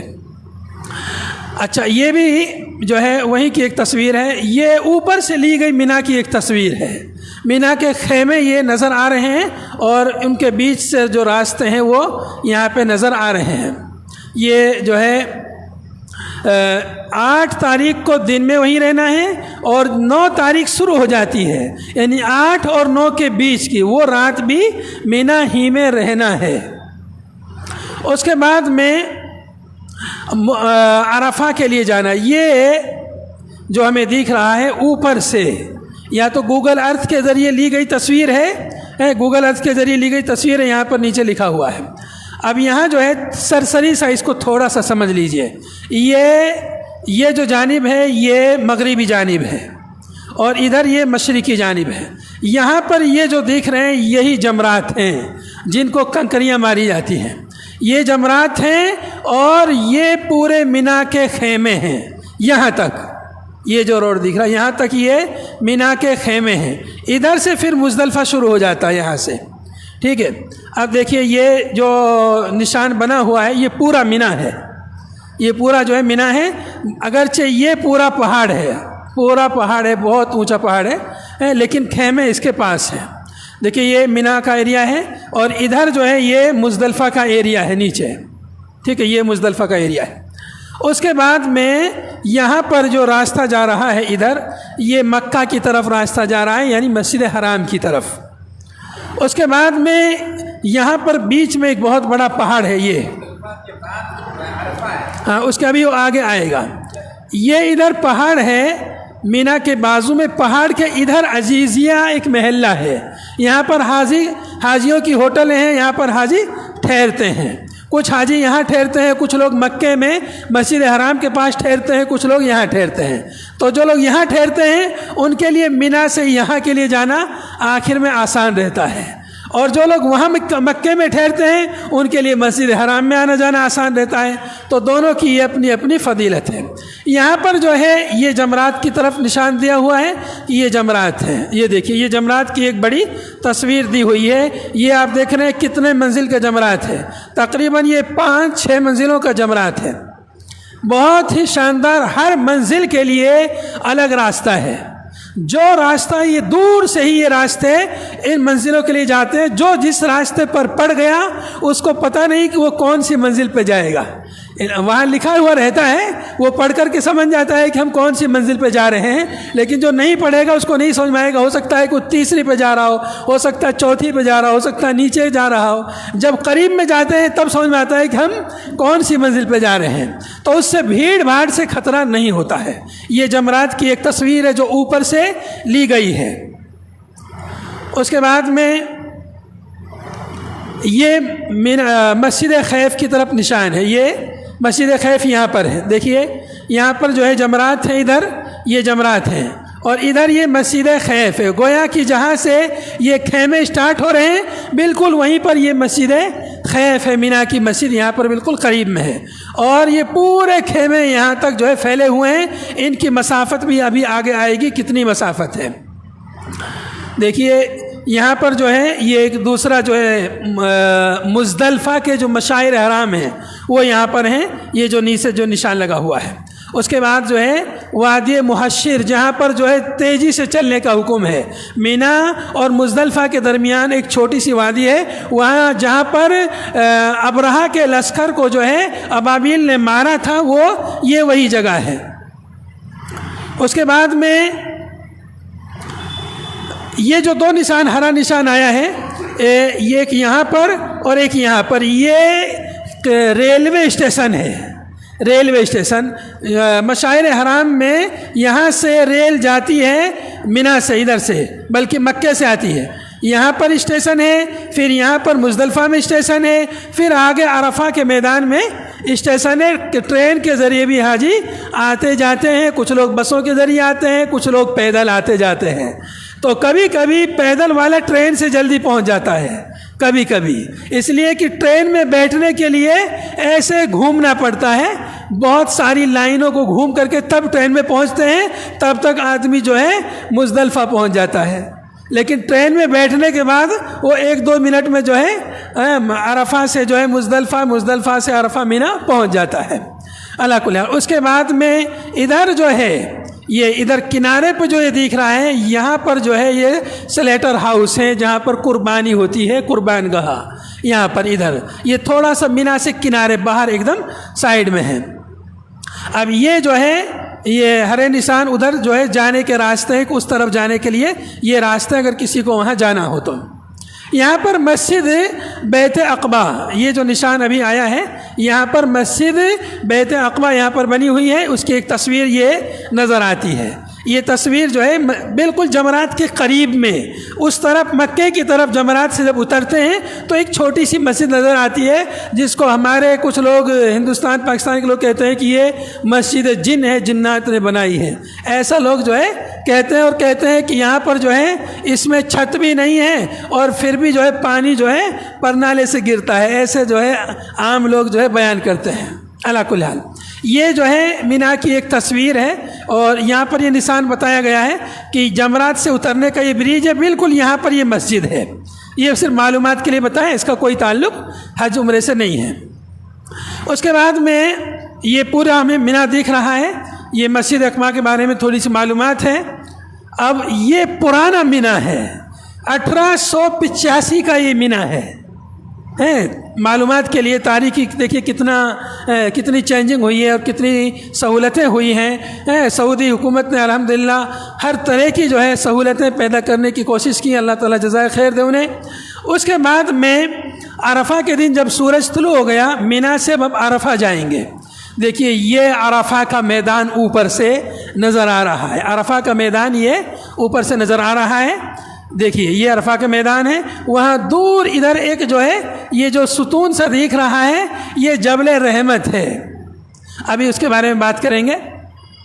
یہ حدیث ہے, حضرت عبد الرحمن ابن یامر رضی اللہ عنہ بیان کرتے ہیں کہ رسول اللہ صلی اللہ علیہ وسلم فرمایا الحج عرفہ, کہ عرفہ میں ٹھہرنا ہی حج ہے. یعنی عرفہ میں ٹھہرنا حج کا بہت اہم رکن ہے, بہت اہم رکن ہے. جو 4 ارکان ہیں حج کے ان میں سے ایک. اگر کوئی عرفہ نہیں گیا, اس نے گرچہ پورے کام کیے ہوں, اس کا حج نہیں ہوگا, چاہے اس نے کتنے بھی پیسے لگائے ہوں, چاہے کچھ بھی کیا ہو. تو عرفہ میں کب سے کب تک ٹھہرنا ہے, یہ بھی عرفہ کا ایک سین ہے. عرفہ کی فضیلت جو ہے, اما عائشہ رضی اللہ عنہ بیان فرماتی ہیں کہ رسول اللہ صلی اللہ علیہ وسلم ارشاد فرمایا اللہ عز و جل عرفہ کے دن جتنے غلام اور لونڈیاں جہنم سے آزاد کرتا ہے اتنا کسی اور دن نہیں کرتا. اس دن وہ اپنے بندوں سے قریب ہوتا ہے اور ان کے ذریعے فرشتوں پر فخر کرتا ہے اور پوچھتا ہے یہ لوگ کیا چاہتے ہیں, یہاں میدان میں جمع ہوئے ہیں کیا چاہتے ہیں. اللہ تعالیٰ فرشتوں پر فخر کرتا ہے. جو فرشتے ایک لمحہ بھی اپنے رب کی نافرمانی نہیں کرتے, ان فرشتوں پر اللہ تعالیٰ حاجیوں پر فرشتوں کے سامنے فخر کرتا ہے. دیکھیے تو اگر ممکن ہو تو زوال سے پہلے عرفہ پہنچ جائیں. یہ پہاڑی جو نظر آ رہی ہے اسی کو جبل رحمت کہتے ہیں. ضروری نہیں ہے کہ آپ اس پہاڑی پر چڑھیں، نہ کوئی مستحب کام ہے پہاڑی پر چڑھنا، لیکن لوگ جو ہے کچھ جذبے اور جوش میں جو ہے وہاں چڑھ جاتے ہیں، بسا اوقات بہت سے لوگ گر کر کے اپنے آپ کو نقصان پہنچا لیتے ہیں، تو وہاں چڑھنا کوئی مستحب کام نہیں ہے۔ بہت بڑا میدان ہے، میدان میں آپ جو ہے مناسب جگہ پر جو ہے ٹھہر جائیے۔ عرفہ جب پہنچ جائیں گے تو کوشش کریں کہ زوال سے پہلے پہنچ جائیں، تو زوال کے بعد میں جو ظہر کی نماز کا وقت ہو جاتا ہے، امام صاحب وہاں کے جو مقرر امام صاحب ہیں وہ خطبہ دیتے ہیں اور نماز پڑھاتے ہیں، تو خطبہ اگر ممکن ہو تو خطبہ سنیں۔ خطبے کا ترجمہ دیگر جو مشہور زبانیں ہیں ان زبانوں میں اس کا ترجمہ بھی ہوتا ہے، جو لائیو نشر ہوتا ہے موبائل وغیرہ پر اس کو آپ سن سکتے ہیں، لیکن نماز جو ہے موبائل سے نہیں پڑھ سکتے۔ اگر آپ مسجد نمیرہ، یہ دیکھیے یہ مسجد نمیرہ ہے، بہت بڑی مسجد ہے میدان عرفات میں، اگر آپ مسجد نمیرہ میں ہیں یا مسجد نمیرہ سے متصل ہیں اور وہاں تک آواز آ رہی ہے تو آپ امام صاحب کے ساتھ نماز پڑھ سکتے ہیں، لیکن اگر آپ وہاں سے دور ہیں تو آپ اپنی وہاں پر الگ جماعت بنا کے نماز پڑھیے۔ ایک اذان ہوگی اور 2 اقامت ہوں گی، یعنی ایک اقامت ظہر کے لیے اور ایک اقامت عصر کے لیے، دونوں نمازیں ایک ہی وقت میں پڑھی جائیں گی، قصر کر کے بس 2 رکعت جو ہے پڑھی جائیں گی، بس نماز اتنی ہی پڑھنی ہے، کوئی نفل کوئی سنت وغیرہ کچھ بھی نہیں پڑھنا ہے۔ پھر کیا کرنا ہے؟ زیادہ سے زیادہ ذکر و اذکار، تلاوت اور دعا، استغفار، اور رو رو کر اللہ سے یہاں اپنے گناہوں کی معافی مانگنی چاہیے کہ اس دن اللہ تعالیٰ بہت زیادہ لوگوں کو جہنم سے آزاد فرماتا ہے۔ یہ مسجد نمیرہ کا جو ابتدائی حصہ ہے، یہ اگلا حصہ ہے جو یہ عرفات کے میدان میں داخل نہیں ہے۔ اگر کوئی آدمی گیا اور یہاں پر ٹھہرا رہا مسجد میں، سوچے کہ میں مسجد میں پہلی صف میں بیٹھ جاؤں اور وہیں سے چلا آیا، تو وہ عرفہ میں نہیں ٹھہرا، اس کا حج نہیں ہوگا۔ البتہ اس کا جو پچھلا حصہ ہے یہ عرفات کے میدان میں داخل ہے۔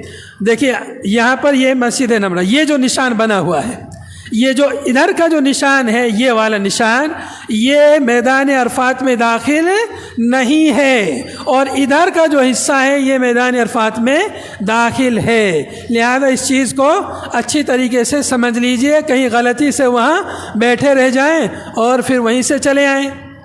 دیکھیے یہ عرفہ بارڈر ہے، جو لائن جو لگی ہوئی ہے یہ عرفات کی بارڈر ہے، اور چاروں طرف جو ہے بڑے بڑے بورڈ لگے ہوئے ہیں جس پہ لکھا ہوا ہے بدایت حد عرفہ، اسٹارٹ عرفہ وہاں پر لکھا ہوا رہتا ہے۔ دیکھیے یہاں پر لکھا ہے آؤٹ سائڈ عرفہ، ادھر لکھا ہے عرفہ، ادھر کا حصہ میدان عرفات میں ہے، یعنی مغربی جو حصہ ہے قبلے والا، ادھر کا حصہ عرفات کے میدان میں نہیں ہے، اور مشرقی حصہ مسجد کا وہ عرفات کے میدان میں ہے۔ یہ عرفات کے میدان کی مسجد ہے، اس کو مسجد نمیرہ کہتے ہیں، اور یہ راستے ہیں اور ادھر ادھر میدان ہے جہاں پر لوگ کھڑے ہیں۔ یہ ایک کونے میں مسجد ہے، میدان بہت ہی بڑا ہے۔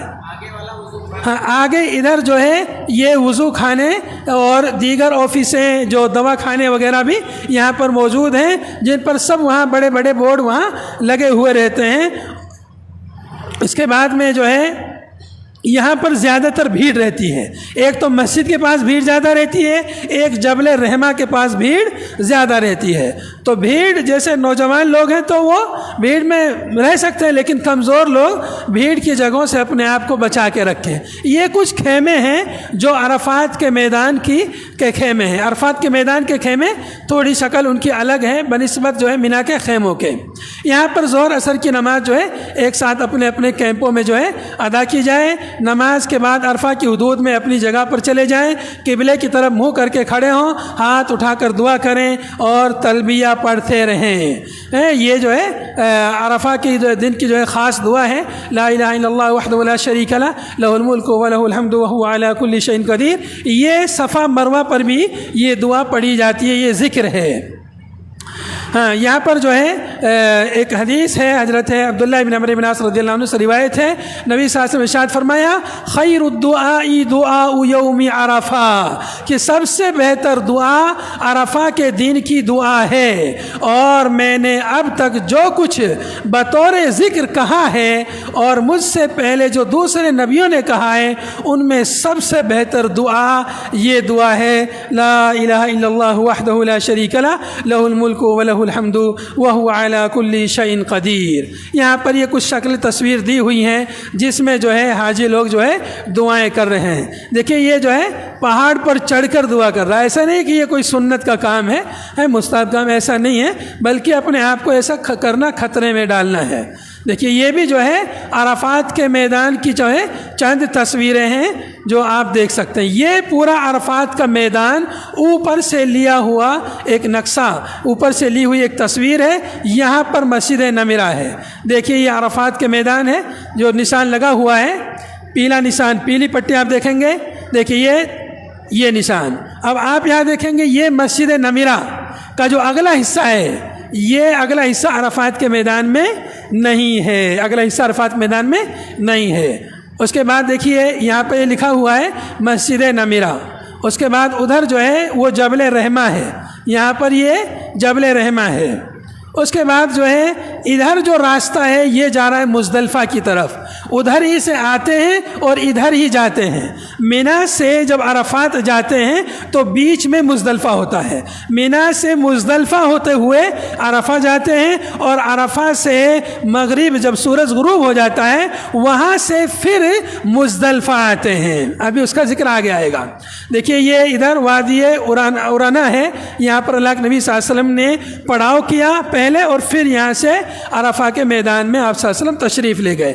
یہ راستے دیے ہوئے ہیں، پیدل جانے والوں کے راستے ہیں، پیدل جانے کے راستے الگ ہیں، بسوں کے راستے الگ ہیں، ریل کا راستہ الگ ہے، ہیلی کاپٹر کا راستہ الگ ہے، ہر چیز کا الگ الگ راستہ ہے تاکہ کوئی ٹکراؤ نہ ہو، کسی کو کوئی ڈسٹرب نہ ہو۔ یہاں پر روڈ کے نمبر بھی جو ہے دیے ہوئے ہیں، سب کے نام ہیں، یہ روڈ نمبر کتنا ہے، یہ سب جو ہے آسانی کے لیے کوئی گم ہو جائے کسی کو بتانا ہے کہ میں فلاں روڈ پر ہوں، روڈ کے نام بھی ہیں اور نمبر بھی ہیں۔ یہ بہت پرانی عرفہ کی تصویر ہے، 1885 کی یہ تصویر ہے، جس سے آپ اندازہ لگا سکتے ہیں کہ پہلے حج کرنا کتنا مشکل تھا اور ابھی کتنا آسان ہو گیا۔ یہ جو ہے وہاں کی ریل کی ایک تصویر، اسٹیشن کی ایک تصویر ہے جو ہے جس میں بہت سارے حاجی ریل کے ذریعے بھی مزدلفہ اور عرفہ آتے جاتے ہیں۔ اچھا، جب سورج غروب ہو جائے تو آپ عرفات سے مزدلفہ کے لیے روانہ ہو جائیں۔ سورج غروب ہونے سے پہلے عرفات سے نکلنا جائز نہیں ہے۔ اگر کوئی سورج غروب ہونے سے پہلے نکل رہا ہے گویا اس نے ایک واجب کو چھوڑ دیا ہے، اور ایک واجب کو چھوڑنے کا کفارہ کیا ہے؟ ایک جانور ذبح کرنا ہے، دم دینا جو ہے بکری ذبح کرنا، یا ایک اونٹ میں یا گائے میں جو ہے حصہ لینا۔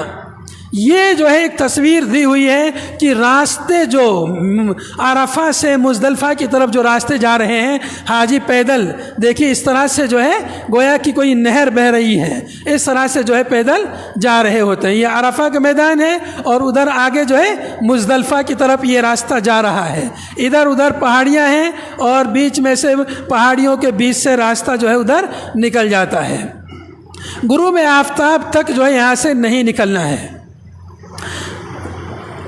یہاں پر احتیاطی کوئی بات لکھی ہوئی ہے، اس کو پڑھ لیتے ہیں۔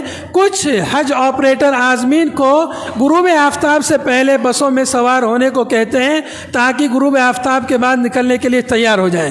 تو یہ غروب آفتاب سے پہلے نکلنا شمار ہوتا ہے، کیونکہ نکلنے کے لیے تیار ہونا نکلنے کا وقت شمار ہوتا ہے۔ اس لیے جو ہے جب سورج غروب ہو جائے تب تک عرفہ کے میدان میں بیٹھے رہیے، وہاں یا کھڑے رہیے، ذکر و اذکار کرتے رہیے، دعا کرتے رہیے۔ جو آخری وقت ہوتا ہے، کسی بھی چیز کا آخری وقت جو ہے بہت اہم ہوتا ہے، اور آخر تک دعا کیجیے، اس کے بعد جو ہے وہاں سے نکلیے، یا بس میں بیٹھیے یا ریل میں بیٹھیے۔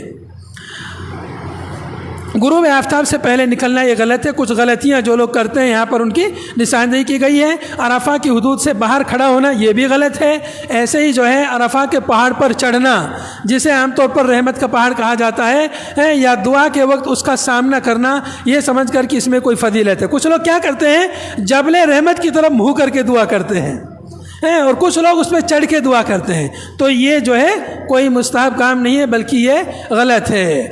یوم عرفہ شاید آپ کی زندگی کا بہترین دن ہے. اسے دعا اور ذکر الہی کے علاوہ کسی اور چیز میں ضائع نہ کریں. وہاں بیٹھ کر کے گپ سپ کرنا, سوشل میڈیا کا استعمال کرنا وغیرہ وغیرہ چیزوں میں ضائع نہ کریں. بہت قیمتی وقت ہے. خوب جو ہے اللہ سے رو کر کے گڑ گڑا کر کے وہاں پر دعائیں کیجئے, اللہ سے استغفار کیجئے. اب جو ہے عرفہ سے جب سورج غروب ہو جائے گا, جب سورج غروب ہوتا ہے تو ایک جو ہے ایک دھماکے کی آواز سنائی دیتی ہے, ایک کچھ پٹاخہ جو ہے چلایا جاتا ہے جس سے سمجھ میں آ جاتا ہے کہ اب سورج غروب ہو گیا ہے. اس کے بعد لوگ جو ہے وہاں سے نکلنا شروع ہو جاتے ہیں. اب یہاں سورج غروب ہوا, مغرب کی نماز کا وقت ہو گیا, لیکن مغرب کی نماز عرفہ میں نہیں پڑھنی ہے بلکہ میدان مزدلفہ میں جا کے مغرب اور عشاء دونوں نمازیں ایک اذان سے اور 2 اقامت سے پڑھی جائیں گی. مغرب کی نماز 3 رکعت اور عشاء کی نماز 2 رکعت جو ہے پڑھی جائے گی. اس کے علاوہ اور کوئی نوافل وغیرہ نہیں ہے. وطر جو ہے پڑھ سکتے ہیں. نماز کے بعد جو ہے آرام کرنا ہے. آرام کریں تاکہ جسم میں آرام رہے گا. اگلے دن کے لیے جو ہے ہمارے اندر طاقت رہے گی. اگلے دن جو مینا میں کام کرنے ہیں وہ کچھ زیادہ کام ہیں. اس لیے رات میں بیٹھ کے گپ سپ نہ کریں بلکہ آرام کر لیں تاکہ جو ہے ہمارے جسم میں طاقت پیدا ہو جائے, نشاط پیدا ہو جائے. مزدلفہ کا جو ایریا ہے, مزدلفہ وہاں رات گزارنی ہے. یہ کون سی رات ہے؟ 9 تاریخ اور 10 کے درمیان کی جو تاریخ ہے. یہاں پر ایک بات اور بتا دوں, 9 اور 10 کے درمیان کی جو رات ہے, اگر کوئی آدمی عرفہ کے میدان میں نہیں پہنچ سکا 9 تاریخ کو تو وہ اس رات میں بھی جا سکتا ہے. مزدلفہ والی جو رات ہے اس رات میں بھی وہ عرفہ فجر تک جا سکتا ہے. وہاں جا کر آ جائے تو اس کا حج ہو جائے گا.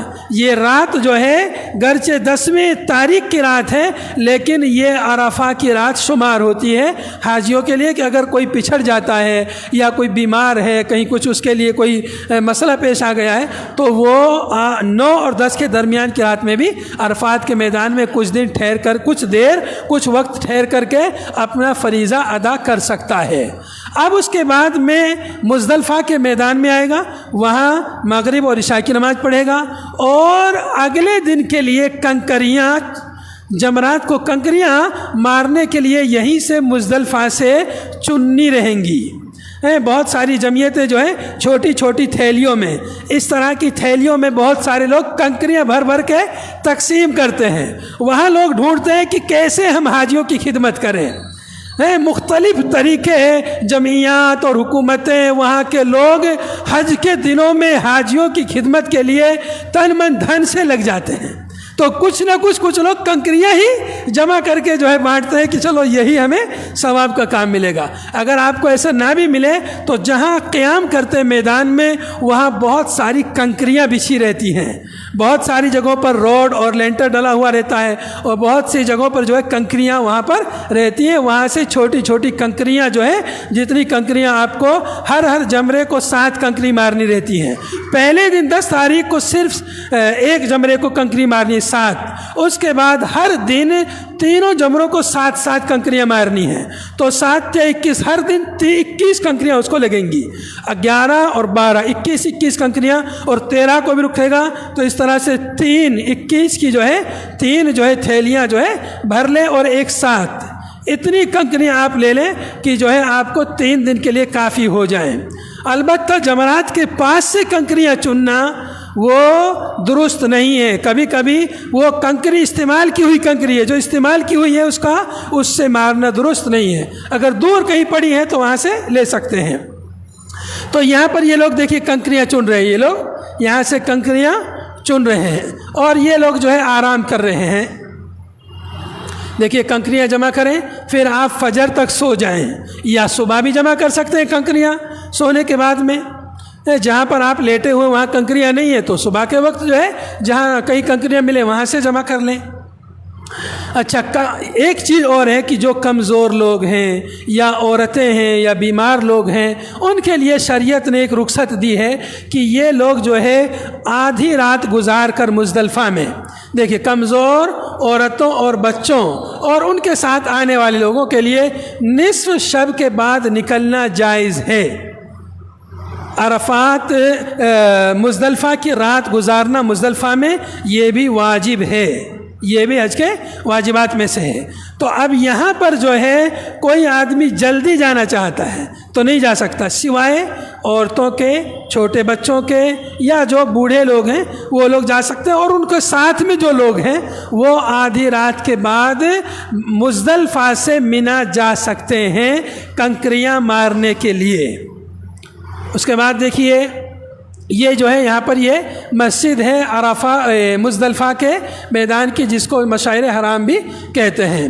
فجر کی نماز کے بعد قبلہ کی طرف منہ کر کے تکبیر، تحلیل اور دعائیں کریں یہاں تک کہ آسمان روشن ہو جائے، یعنی صبح اچھی طرح سے طلوع ہو جائے، تب تک جو ہے وہاں پر مزدلفہ کے میدان میں ذکر و اذکار کرنا ہے اور دعائیں کرنی ہیں۔ پھر اس کے بعد کیا کرنا ہے؟ پھر آپ تلبیہ پڑھتے ہوئے سکون سے سورج نکلنے سے پہلے منا کے لیے روانہ ہو جائیں۔ یہاں پر جو ہے منا کے لیے روانہ ہونا، مزدلفہ سے منا کے لیے جانا ہے، مزدلفہ سے منا کے لیے۔ اب یہ کون سی تاریخ شروع ہو گئی؟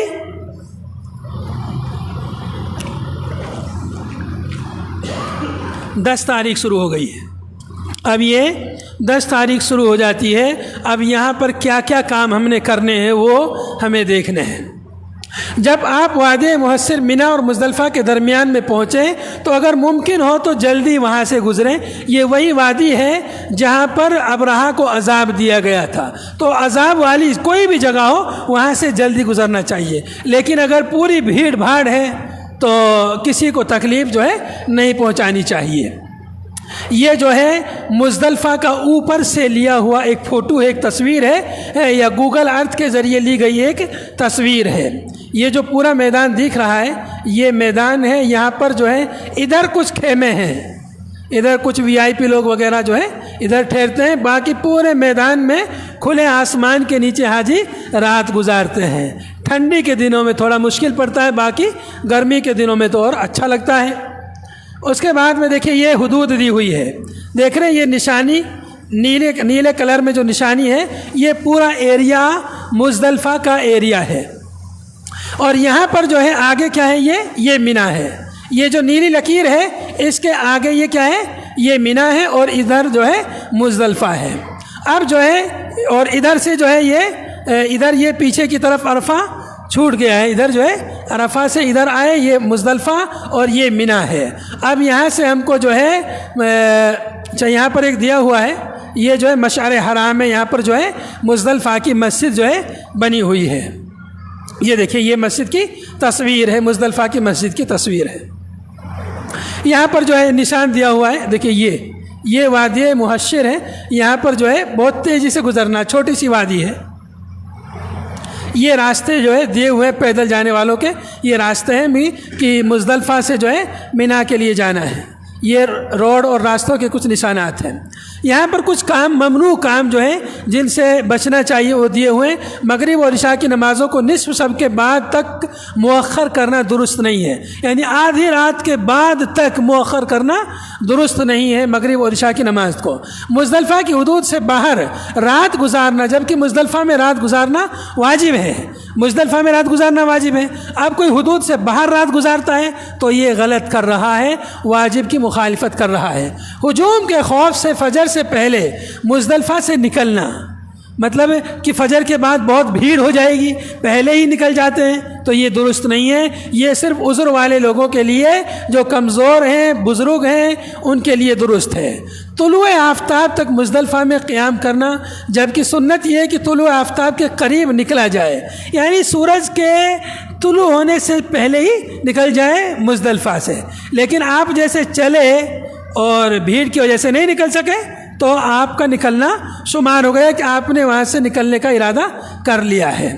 اب جو ہے مینا میں یہاں پہنچنا ہے، یہ یوم الحج الاکبر کہلاتا ہے۔ یہ دن جو ہے 10 تاریخ کا جو دن ہے یہ قربانی کا دن بھی کہلاتا ہے اور حج اکبر کا دن بھی کہلاتا ہے۔ آپ 10 ذی الحجہ کی صبح مینا پہنچے ہیں۔ یہاں پر کئی کام کرنے ہیں مینا میں کئی کام کرنے ہیں۔ یہ حج کا مصروف ترین دن ہے جس میں آپ کو مندرجہ ذیل کام کرنے ہیں۔ جمرات عقبہ کو کنکری مارنا ہے۔ 3 جمرات ہیں۔ 10 تاریخ کو بس ایک جمرہ عقبہ جس کو بڑا جمرہ کہتے ہیں اس کو جو ہے کنکریاں مارنی ہے۔ اور دوسرا کام کیا کرنا ہے؟ جانور کی قربانی کرنی ہے۔ تیسرا کام ہے اپنے بالوں کو منڈوانا یا ترسوانا، اور خواتین ایک پور کے برابر اپنے بال کاٹ لیں۔ چوتھا کام ہے طواف الافاضہ، اور سعی کے لیے مکہ مکرمہ جائیں اور مینا واپس آئیں۔ یہاں پر تھوڑے دھیان سے ان باتوں کو سمجھیے۔ یہ کتنے کام ہو گئے؟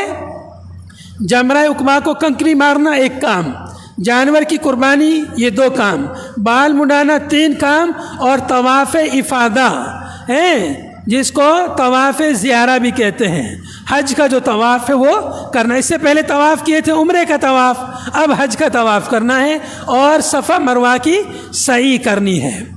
یہ 4 کام ہیں، ٹھیک ہے۔ لیکن جمرہ عقبہ کو کنکری مارنا یہ اسی دن کرنا ہے، 10 تاریخ کو ہی کرنا ہے۔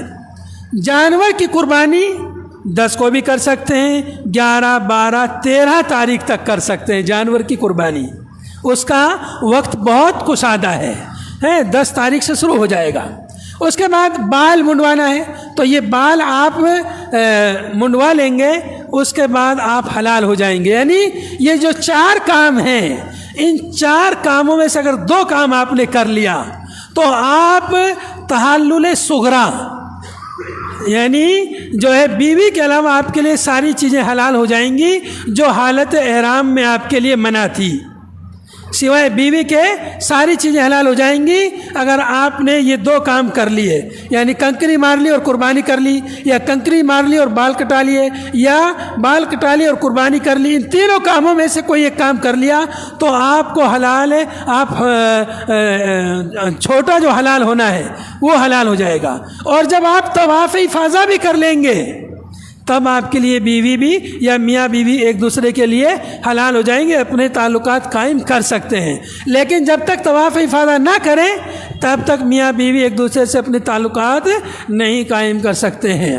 اب یہاں پر جو ہے یہ جو اعمال ہیں ان میں بہتر یہ ہے کہ پہلے کنکری ماری جائے، پھر قربانی کی جائے، پھر بال منائے جائیں، اور پھر طواف افاضہ اور پھر سعی کی جائے، یہ بہتر ہے۔ لیکن یہ ترتیب واجب نہیں ہے، یہ ترتیب واجب اور ضروری نہیں ہے، اور اس ترتیب کو ان کاموں کو ترتیب سے کرنا بہت مشکل ہے، بہت مشکل ہے۔ کیوں مشکل ہے؟ اس لیے کہ آپ کنکریاں تو مار لیں گے، لیکن جانور کی جو قربانی ہے یہ ہم خود نہیں کرتے ہیں، عام طور پر خود نہیں کرتے ہیں۔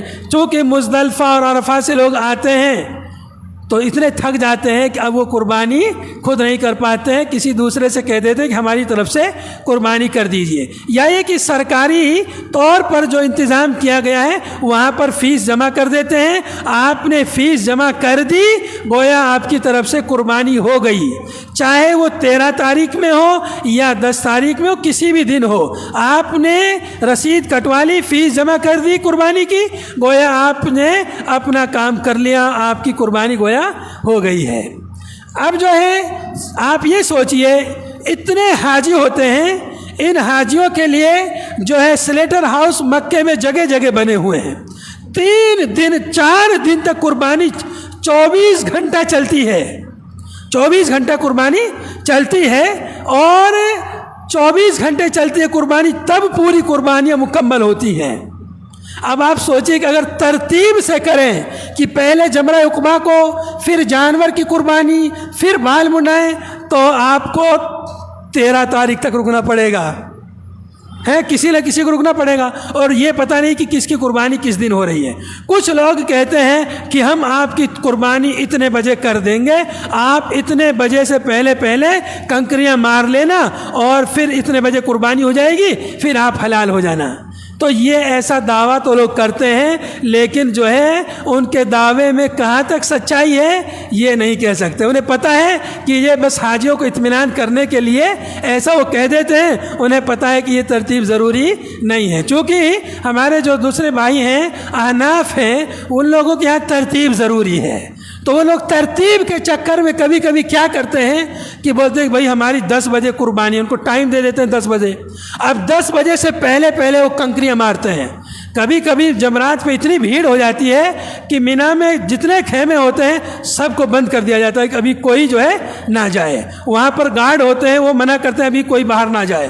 اب یہ لوگ جو ہے ان سے گارڈ سے لڑ جاتے ہیں کہ ہمارا ٹائم ہو گیا قربانی کرنے کا، نہیں جائیں گے تو ہمارے اوپر دم واجب ہو جائے گا، یہ ہو جائے گا وہ ہو جائے گا، ان سے جھگڑ جاتے ہیں۔ نبی صلی اللہ علیہ وسلم سے بہت سارے صحابہ کرام نے سوال کیا، اللہ کے رسول میں نے قربانی کر لی، کنکریاں نہیں ماری ہیں، آپ نے فرمایا افعل ولا حرج، کوئی بات نہیں۔ ایک آدمی آئے، اس نے کہا اللہ کے رسول ابھی تو کنکری نہیں ماری اور بال کٹوا لیے، کہا افعل ولا حرج، کوئی بات نہیں، آگے پیچھے ان کاموں میں چلتا ہے۔ تو ان کاموں میں آگے پیچھے چلتا ہے، ان میں سے 2 کام اگر کر لیے تو آپ اپنا احرام غسل کر لیجئے اور احرام اتار کے اپنا کپڑا پہن لیجئے، اس لیے کہ احرام کو سنبھالنا اور اس کی پابندیاں ایک بہت بڑا کام اور بڑی ذمہ داری ہوتی ہے، اور جب آدمی احرام کا کپڑا اتار دیتا ہے اور لباس پہن لیتا ہے تو اس کو چلنے میں آسانی ہوتی ہے، اس لیے کہ خاص طور سے زیادہ تر لوگ جو ہے انڈر ویئر وغیرہ پہننے کے جو عادی رہتے ہیں، اب بغیر انڈر ویئر کے وہ لوگ مزدلفہ عرفہ اتنا دور چلنا ہے، اس کی وجہ سے دونوں پیروں کے درمیان زخم ہو جاتا ہے یا چھالے پڑ جاتے ہیں، چلنا مشکل ہو جاتا ہے۔ جب احرام اتار دیے، کپڑا پہن لیے، انڈر ویئر وغیرہ پہن لیے، پھر اب ان کے اندر اور طاقت بن جاتی ہے، چلنے پھرنے میں ان کے لیے آسانی ہو جاتی ہے اور جو پابندیاں سب ختم ہو جاتی ہیں۔ پھر اس کے بعد میں طواف افاضہ جب کر لیتے ہیں پھر مکمل طور پر حلال ہو جاتے ہیں، میاں بیوی ایک دوسرے کے لیے حلال ہو جاتے ہیں۔ یہ جو کام ہے دیکھیے، یہ طواف افاضہ، طواف زیارہ اور سعی، ان کاموں کو آپ جو ہے 13 تاریخ تک بھی مؤخر کر سکتے ہیں۔ جیسے 10 تاریخ میں کنکریاں ماری ہیں، بال کٹا لیے، حلال ہو گئے، مینا میں ہی ٹھہرے رہیے، آرام کیجئے۔ مینا میں رات گزارنا ضروری ہے، 3 راتیں یا کم سے کم 2 راتیں گزارنا ضروری ہے، 11 اور 12 کی راتیں، 10 کے بعد میں 11 12 کی راتیں اور 13 کی رات گزارے تو اور اچھی بات ہے۔ اب جو ہے یہ جو طواف افاضہ ہے، ان سب کاموں کے بعد طواف افاضہ کے لیے جانا، مکہ جانا، مینا سے مکہ کے لیے جانا، تو یہ ایک لمبا کام ہو جاتا ہے۔ پھر وہاں پر طواف کرنا، پھر صفا مروہ کرنا، اس میں بہت تھکاوٹ ہو جاتی ہے۔ تو اگر آپ کے اندر ہمت ہے تو آپ جائیے، اسی دن طواف افاضہ کر کے فارغ ہو جائیے، صحیح وغیرہ کر لیجئے جو حج کے رکن ہیں، کیونکہ وہ بہت اہم ہے۔ اور اگر آپ کو لگ رہا ہے کہ بہت تھکا ہوا ہوں تو آرام کیجئے اور مینا کی کچھ آدھی رات گزار لیجئے، تاکہ اس کے بعد رات میں چلے جائیے۔ کچھ رات گزار کر کے مینا میں رات کا کم سے کم 1/3 حصہ گزارنا ضروری ہے، یا آدھی رات کم سے کم گزارے اور اس کے بعد میں جو ہے چلا جائے مکہ اور وہاں سے طواف کر کے آرام سے پھر واپس مینا آ جائے۔ یا جو ہے اگر آنا جانا مشکل پڑ رہا ہے تو جب مینا سے نکل کر جائیں لاسٹ میں فائنل، اس دن بھی طواف زیارہ کر سکتے ہیں۔ تو یہ شریعت میں ہمارے لیے آسانی رکھی گئی ہے۔ دیکھیے یہاں پر ایک تصویر ہے جمرات کی، یہ جو دکھ رہا ہے یہ جو ستون دکھ رہا ہے، یہ دیوار، یہ ایک ستون ہے۔ پہلے چھوٹا ستون ہوتا تھا، اس طرح کا ستون پہلے ہوتا تھا، تو اس کو کنکریاں مارنا مشکل پڑتا تھا۔ اب جو ہے ستون بہت لمبا کر دیا ہے، تو لمبی جگہ سے لوگ جو ہے اس کو کنکریاں مارتے ہیں۔ اس کے پاس میں حوض ہے چاروں طرف، کنکریوں کا اس حوض کے اندر جانا ضروری ہے۔ اگر کنکری اس میں لگ کر باہر آ گئی تو اس کا شمار نہیں ہوگا۔ کیسے کنکریاں مارنی ہیں؟ بسم اللہ اللہ، پہلی دفعہ بسم اللہ پڑھیں گے، اس کے بعد ہر کنکری کے ساتھ اللہ اکبر اللہ اکبر اللہ اکبر، ہر کنکری کے ساتھ پڑھنا۔ پوری کنکریاں ایک ساتھ نہیں مارنی ہے، اگر کسی نے پوری کنکری ایک ساتھ مار دی تو وہ ایک ہی کنکری شمار ہوگی، وہ ایک ہی کنکری. اور اگر دور سے ماری اور وہ باہر حوض میں نہیں گری، باہر گر گئی، اس کا بھی شمار نہیں ہوگا. کنکری وہی شمار ہوگی جو حوض میں جو ہے چلی جائے. یہ کنکریوں کا سائز ہے چنے کے دانے کے برابر یا اس سے تھوڑی بڑی کنکریاں جو ہے وہاں سے لے سکتے ہیں.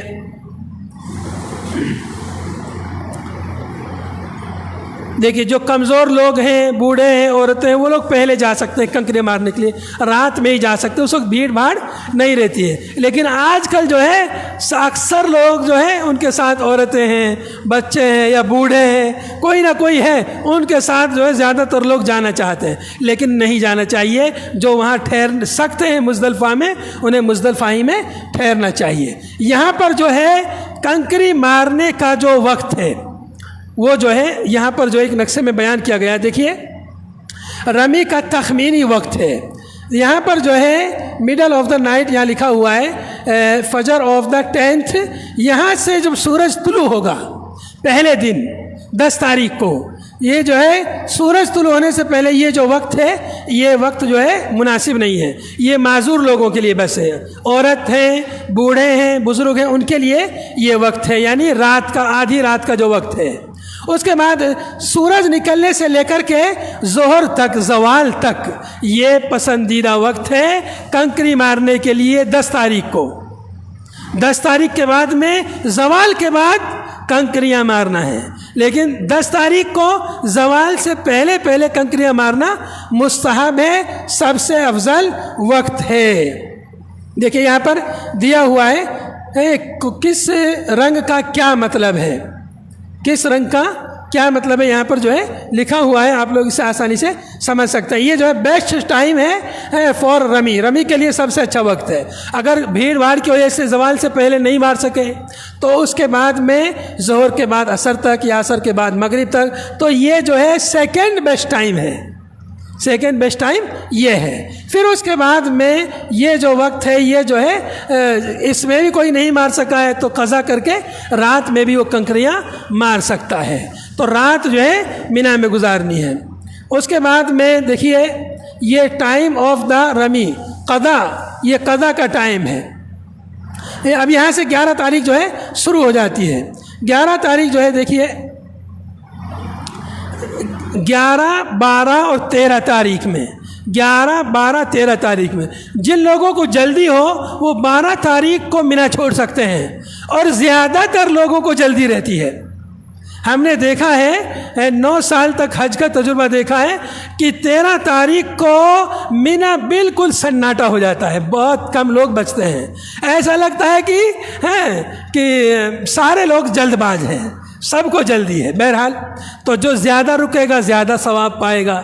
تو ایسے جو ہے پلاننگ بنا سکتے ہیں کہ ہم لوگ 13 تاریخ کو بھی رکیں گے اور 13 تاریخ کو ہم اجر و ثواب کمائیں گے. 13 تاریخ کو رکنا کچھ مشکل نہیں ہے، اس لیے پورا میدان خالی ہے، کہیں بھی رک جائیے. بہت سارے VIP لوگوں کے خیمے بھی خالی ہو جاتے ہیں بالکل جمرات کے قریب میں، وہاں بھی ٹھہر سکتے ہیں. اچھا یہ جو ہے یہاں پر جو ہے یہ جمرات، یہ جو ہے اسمال جمرہ، یہ مڈل ہے، یہ بگ جمرہ ہے. یعنی یہاں پر یہ جو ہے یہ جو ترتیب جو دی ہوئی ہے، یہ والا حصہ ہے، یہ شمال کا حصہ ہے، یہ مغرب کا حصہ ہے. ٹھیک ہے، بگ والا ادھر ہے مغرب والی مکہ والی سمت میں. ٹھیک ہے، دیکھیے یہاں پر لکھا ہوا انٹرنس. ہاں یہ صرف چھتری ہے. اوپر جو ہے، جو اوپر کی منزل ہے، لاسٹ والی جو منزل ہے، اس منزل میں، اوپر والی جو منزل ہے اس منزل میں یہاں ایک چھتری بنی ہے سایہ کے لیے بس. نیچے کی منزلوں میں اس کا کچھ کوئی ذکر نہیں ہے. یہ جو ہے 3، یہ اسمال ہے، یہ مڈل ہے، اس کو جمرہ صغریٰ، اس کو وسطیٰ، اس کو کبریٰ کہتے ہیں. یہ 3 جمرات ہیں. پہلے دن صرف بڑے والے کو مارنا ہے، اور دوسرے دن یعنی 11 اور 12 کو ان تینوں کو کنکریاں مارنی ہیں. اس کے بعد کیا کرنا ہے، کنکریاں مارنے کے بعد میں یہ جو اسمال اور مڈل ہے یعنی صغریٰ اور وسطیٰ، یہاں پر جو ہے دعا بھی کرنی ہے۔ کنکریاں مارنے کے بعد بھیڑ بھاڑ سے ایک طرف کنارے پہ کھڑے ہو جائیے اور خانہ کعبہ کی طرف رخ کر کے دعا کیجیے، لیکن کبریٰ کے پاس دعا نہیں کرنی ہے، بس صغریٰ اور وسطیٰ کے پاس میں دعا کرنا مسنون ہے، سنت ہے۔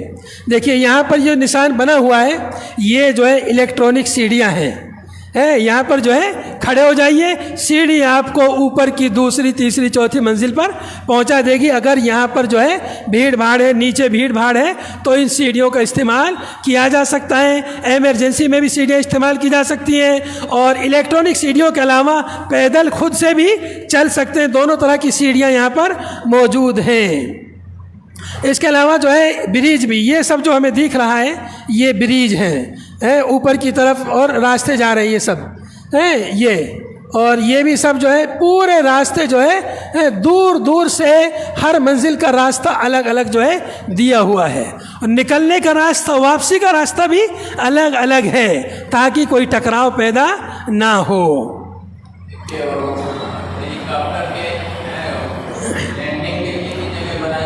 ہاں دیکھیے یہاں پر یہ جو ہے یہ اوپر جو جگہ ہے یہ ہیلی کاپٹر کے اترنے کے لیے یہ جو جگہ ہے، کبھی کبھی وی آئی پی لوگ اترتے ہیں، یا کبھی ایمرجنسی میں جو ہے کچھ حاجیوں کو اٹھانا پڑ جاتا ہے، اس طرح بھی ہوتا ہے۔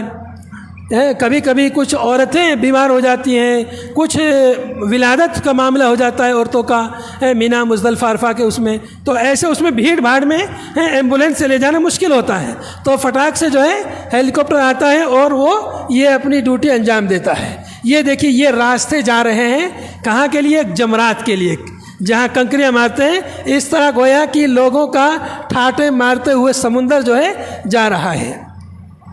یہ جو ہے اوپر کی طرف جا رہے ہیں، یہاں پر نشان دیا ہوا ہے، یہ جو ہے گویا یہاں پر جو ہے اپنی منزل کی طرف جا رہا کنکری مارنے کے لیے۔ یہ دیکھیے الگ الگ راستے ہیں، یہ جس راستے سے آ رہے ہیں یہ اوپر جا رہے ہیں دوسری منزل پر، یہ لوگ گراؤنڈ فلور پہ جا رہے ہیں، ایک بیسمنٹ میں بھی ہے، نیچے بیسمنٹ میں بھی ہے، اس سے عام طور پر گاڑی کے ذریعے وی آئی پی لوگ نیچے بیسمنٹ میں کنکریاں مارنے کے لیے جاتے ہیں۔ پھر یہ جو ہے یہاں پر جو ہے نشان دیے ہوئے راستوں کے، ہرے نشان، اندر جانے کا نشان راستے کا اور واپس جانے۔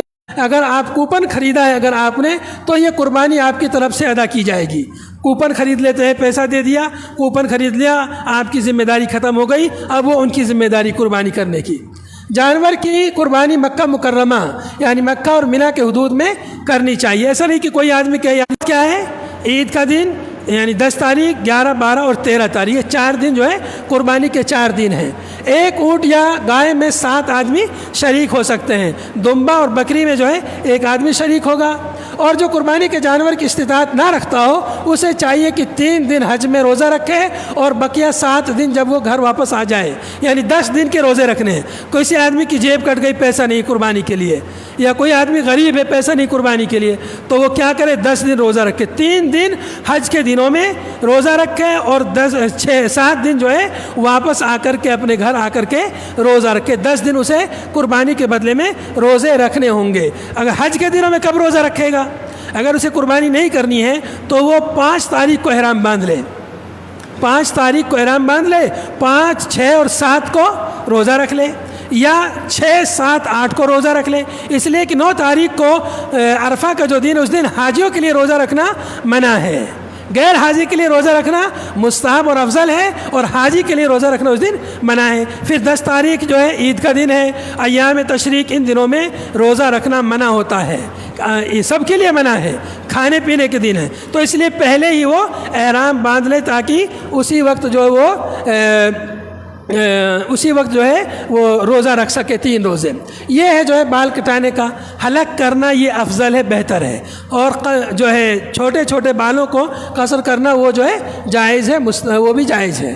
مونڈنا بہتر ہے، اور اگر آپ بال چھوٹے کرتے ہیں تو پورے سر سے ہونے چاہیے، ایسا نہیں کہ سر میں ادھر سے تھوڑے تھوڑے بال کٹانے، نہیں، پورے سر سے جو ہے بال کٹانے ہیں۔ البتہ خواتین کو جو ہے اپنی پور کے برابر جو ہے ان کو جو ہے اپنے یہ بال کاٹنے ہوں گے۔ مرد کے لیے اپنے بال منڈوانا یا کٹوانا جائز ہے اور عورت کے لیے اپنے بال کٹوانا جائز ہے۔ حلق اور تقصیر مناسک کا حصہ ہیں اور ان کا احرام کی ممانعت سے کوئی تعلق نہیں ہے۔ یہ عورتوں کے بال کاٹنے کا طریقہ بتایا ہے، چوٹی سے بالکل آخر سے، اگر چوٹی نہیں ہے تو بالوں کے آخر سے کنارے سے تھوڑے تھوڑے ایک پور کے برابر، ناخن کے برابر بال کاٹ سکتے ہیں۔ تو یہ تحلل اصغر ہو جاتا ہے، کنکری مار لی بال کٹا لی، 2 کام ہو گئے، تحلل اصغر ہو جاتا ہے۔ حلق سے فارغ ہونے کے بعد مینا میں اپنے کیمپ پر جائیں، نہا لیں، نئے کپڑے پہنیں، نئے نہیں پرانے جو بھی کپڑے پہن سکتے ہیں، اور خوشبو وغیرہ اب آپ لگا سکتے ہیں۔ جب آپ جمرہ کو کنکری مار چکے ہیں تو پھر آپ کے لیے ہر چیز حلال ہو جاتی ہے سوائے مباشرت کے، اس لیے آپ اپنے کپڑے پہن سکتے ہیں، خوشبو لگا سکتے ہیں۔ اس جزوی آزادی کو چھوٹا تحلل اصغر کہا جاتا ہے۔ اب جو ہے طواف افاضہ، طواف زیارہ بھی جسے کہتے ہیں، تو اس کے لیے جو ہے مکہ جانا پڑے گا، تو اس کے لیے ہم نے آپ کو بتایا اسی دن بھی کر سکتے ہیں، 10، 11، 12، 13 تاریخ کسی بھی دن اپنی سہولت کے حساب سے کر سکتے ہیں۔ طواف افاضہ، طواف کا پورا طریقہ اس سے پہلے بیان ہو چکا ہے۔ یہ جو جگہ ہے یہ سعی مسعی، جہاں پر صفا مروہ کے درمیان میں جو سعی کرتے ہیں، اس کے بارے میں بھی پچھلے درس میں بات ہو چکی ہے۔ صفا مروہ سعی کرنے کے بعد، چونکہ پہلے کپڑا پہن لیں، یہاں پر صفا مروہ اب آپ اپنے کپڑے میں کریں گے اور طواف بھی کپڑے میں کریں گے۔ یہ تھوڑا عجیب سا لگے گا، اس سے پہلے طواف کیے عمرے کا، احرام کی حالت میں کیے تھے، صفا مروہ احرام کی حالت میں کیے، اب جو ہے یہاں پر طواف اور صفا مروہ کپڑے میں کریں گے، ٹھیک ہے۔ اور ہو سکتا ہے کہ اگر آپ نے حلال نہیں ہوئے تو ہو سکتا ہے کچھ لوگ احرام میں بھی کرتے رہتے ہیں۔ اچھا، طواف افاضہ اور اس کے بعد سعی کا وقت مزدلفہ کی نصف شب سے جو ہے شروع ہوتا ہے، یعنی مزدلفہ میں جب آدھی رات ہو جاتی ہے اسی وقت سے طواف پہ افاضہ کا وقت جو ہے شروع ہو جاتا ہے۔ وہاں سے کوئی آئے، جیسے مثال کے طور پر یہاں خواتین کے لیے ایک مسئلہ ہے کہ اگر کسی عورت کو یہ ڈر ہے کہ اسے ماہواری شروع ہو سکتی ہے اور ماہواری میں طواف نہیں کر سکتی، باقی سب کام کر سکتی ہے خاتون، طواف نہیں کر سکتی، اگر اسے ڈر ہے تو مزدلفہ کی آدھی رات گزار کر کے سب کام چھوڑ چھاڑ کر آ کر طواف افاضہ کر لے، طواف افاضہ کر لے، پھر باقی کام بعد میں کر سکتی ہے۔ تو اس لیے یہ وقت بتایا گیا ہے کہ اس کا ابتدائی وقت وہاں سے شروع ہوتا ہے۔ تو جن عورتوں کو یہاں پر جو ہے خواتین کو مسئلہ سمجھ لینا چاہیے کہ اگر ان کو یہ ڈر ہے کہ انہیں ماہواری 10 تاریخ 10 ذی الحجہ اور 13 کے بیچ میں ہونے کا ڈر ہے اور اس کے بعد واپسی کی فلائٹ وغیرہ ہے، تو پھر جو ہے ان کے لیے طواف افاضہ کا مسئلہ کھڑا ہو جائے گا۔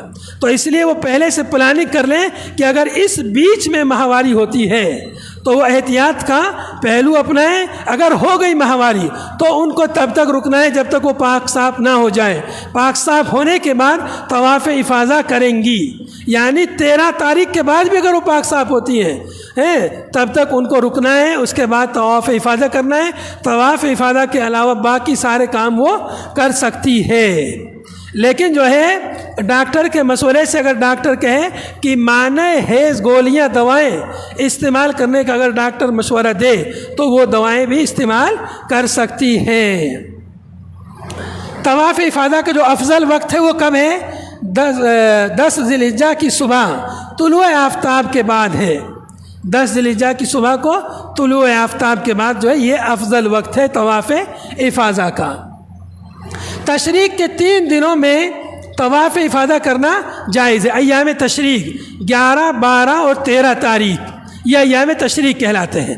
یہاں پر ان راتوں میں 11، 12 2 رات مینا میں گزارنا ضروری ہے، واجب ہے۔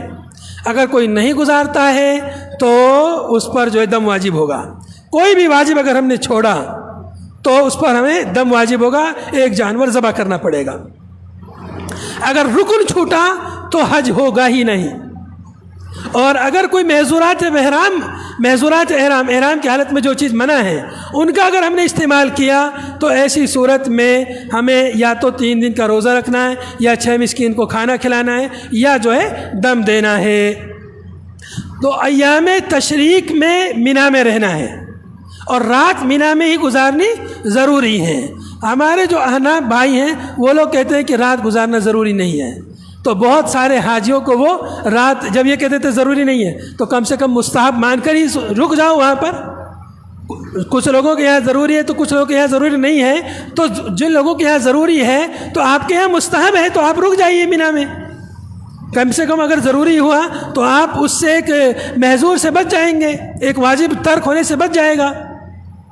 تو ایام مینا میں رہیں، اگر ضرورت ہو طواف افادہ کی اس کے لیے جو ہے مینا سے باہر جا سکتے ہیں، یا کوئی کھانا پینا لینے کے لیے مینا سے باہر جانا پڑ رہا ہے تو جا سکتے ہیں، پھر واپس آ جائیں۔ بغل میں عزیزیہ ہے، بہت ساری ہوٹل ہیں، وہاں کسی کو جانا پڑ جائے تو ضرورت کے تحت جا سکتے ہیں، لیکن ایسا نہیں ہے کہ مینا چھوڑ کر کے عزیزیہ میں جا کے اپنی ہوٹلوں میں سو جائیں، یہ جو ہے درست نہیں ہے۔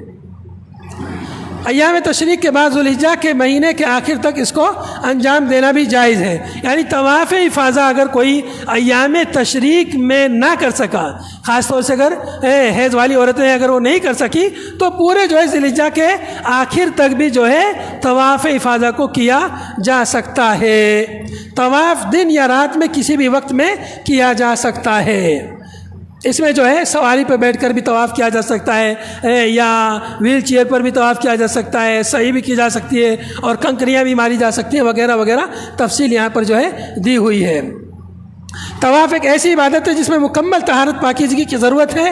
حیض والی عورتوں کو اس وقت تک طواف کرنے کی اجازت نہیں ہے جب تک وہ پاک نہ ہو جائیں، جب تک وہ پاک نہیں ہوتی ہیں تب تک وہ طواف خانہ کعبہ کا طواف نہیں کر سکتی ہیں، البتہ صفا مروہ کی سعی کر سکتی ہیں، اس لیے کہ وہ حصہ مسجد کا حصہ شمار نہیں ہوتا ہے، اس لیے وہاں پر وہ طواف، اور اس کے لیے طہارت بھی ضروری نہیں ہے، صحیح کے لیے وضو کرنا ضروری نہیں ہے، طواف کے لیے وضو سے ہونا، باوضو ہونا ضروری ہے، الا یہ کہ بہت زیادہ بھیڑ ہے اور وہاں سے نکلنا مشکل ہے، وہاں سے نکلنا جو ہے مشکل ہے اور بہت زیادہ بھیڑ ہے، تو بعض علماء نے جو ہے اگر وضو ٹوٹ گیا ہے تو ٹوٹے حالت میں بھی علامہ ابن تیمیہ وغیرہ نے اس کو جائز قرار دیا ہے، ابن عثیمین نے بھی کہا ہے کہ ایسی صورت میں، مجبوری کی صورت میں وہ اپنے طواف کو مکمل کر سکتے ہیں۔ جس خاتون کو حیض شروع ہونے کی امید ہو اسے آدھی رات کے فوراً بعد مزدلفہ سے نکل کر طواف افاضہ کرنے کے لیے سیدھا مکہ مکرمہ جانا چاہیے۔ ایک بار اس طواف کے ساتھ جو کہ حج کا ایک ستون ہے، وہ حیض شروع ہونے کے بعد بھی دیگر تمام مناسک جو ہے انجام دے سکتی ہے، لیکن طواف جو ہے نہیں کر سکتی ہے دانے کے بعد، اس لیے اس کو پہلی فرصت میں جو ہے ادا کر لینا چاہیے۔ حج کا ارادہ کرتے وقت خواتین کو چاہیے کہ وہ اپنی واپسی کی پرواز اس تاریخ کو رکھیں جس سے وہ 10 ذی الحجہ کے بعد پاک ہو جائیں، یعنی 10 ذی الحجہ کے بعد پاک ہو کر کے وہ جو ہے طواف کر سکے، اتنے دن کے بعد کی اپنی فلائٹ رکھیں۔ اگر کسی کو ایسی امید ہے کہ اسے 10 ذی الحجہ کے درمیان 10، 12، 11، 13 میں حیض آ سکتا ہے تو ایسی عورتوں کو اپنی فلائٹ لیٹ سے کروانی چاہیے، ٹھیک ہے، اس میں وہ انہیں ترتیب بنا لینی چاہیے، یا فوراً شروع میں ہی اسے فوراً طواف افاضہ کر لینا چاہیے۔ یہاں پر بھی وہی بات بیان کی گئی ہے جو میں نے ابھی آپ کو بیان کی ہے۔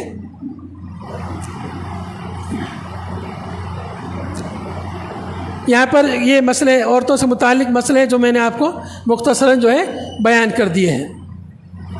یہ ایام تشریق میں رات گزارنا، مینا میں رہنا، اس کے بارے میں جو ہے یہاں پر حکم دیا گیا ہے۔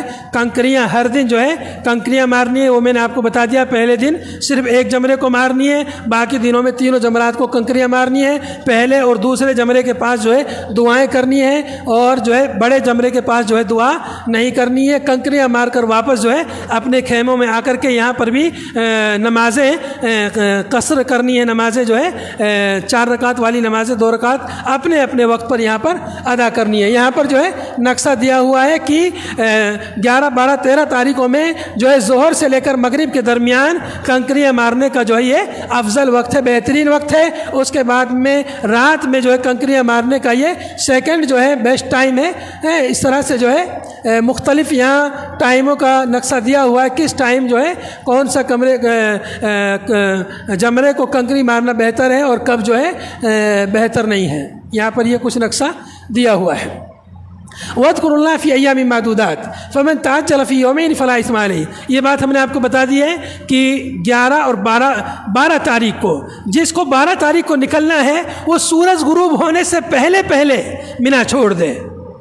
زوال کے بعد سے سورج غروب ہونے تک 12 تاریخ کو کنکریاں مار کر کے حدود منا سے باہر نکل جائے۔ اگر سورج غروب ہونے تک نہیں نکلا کوئی تو پھر اس کو 13 تاریخ کو بھی منا میں ٹھہرنا ضروری ہے، اور منا 13 تاریخ کی پھر کنکریاں مار کے پھر وہ منا سے نکل کر کے جائے۔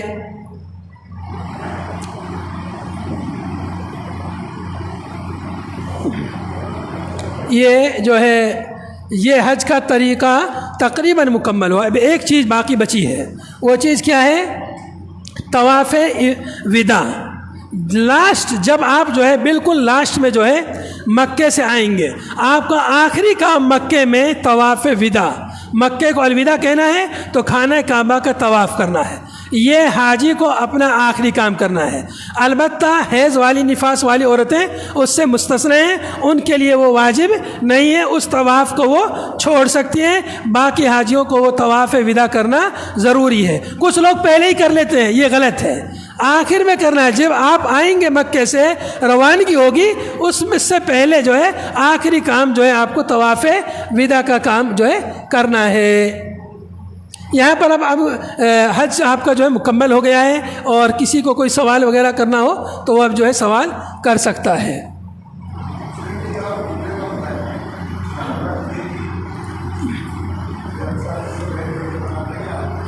تھوڑا سا قریب آ جائیے، قریب آ کے بولیے۔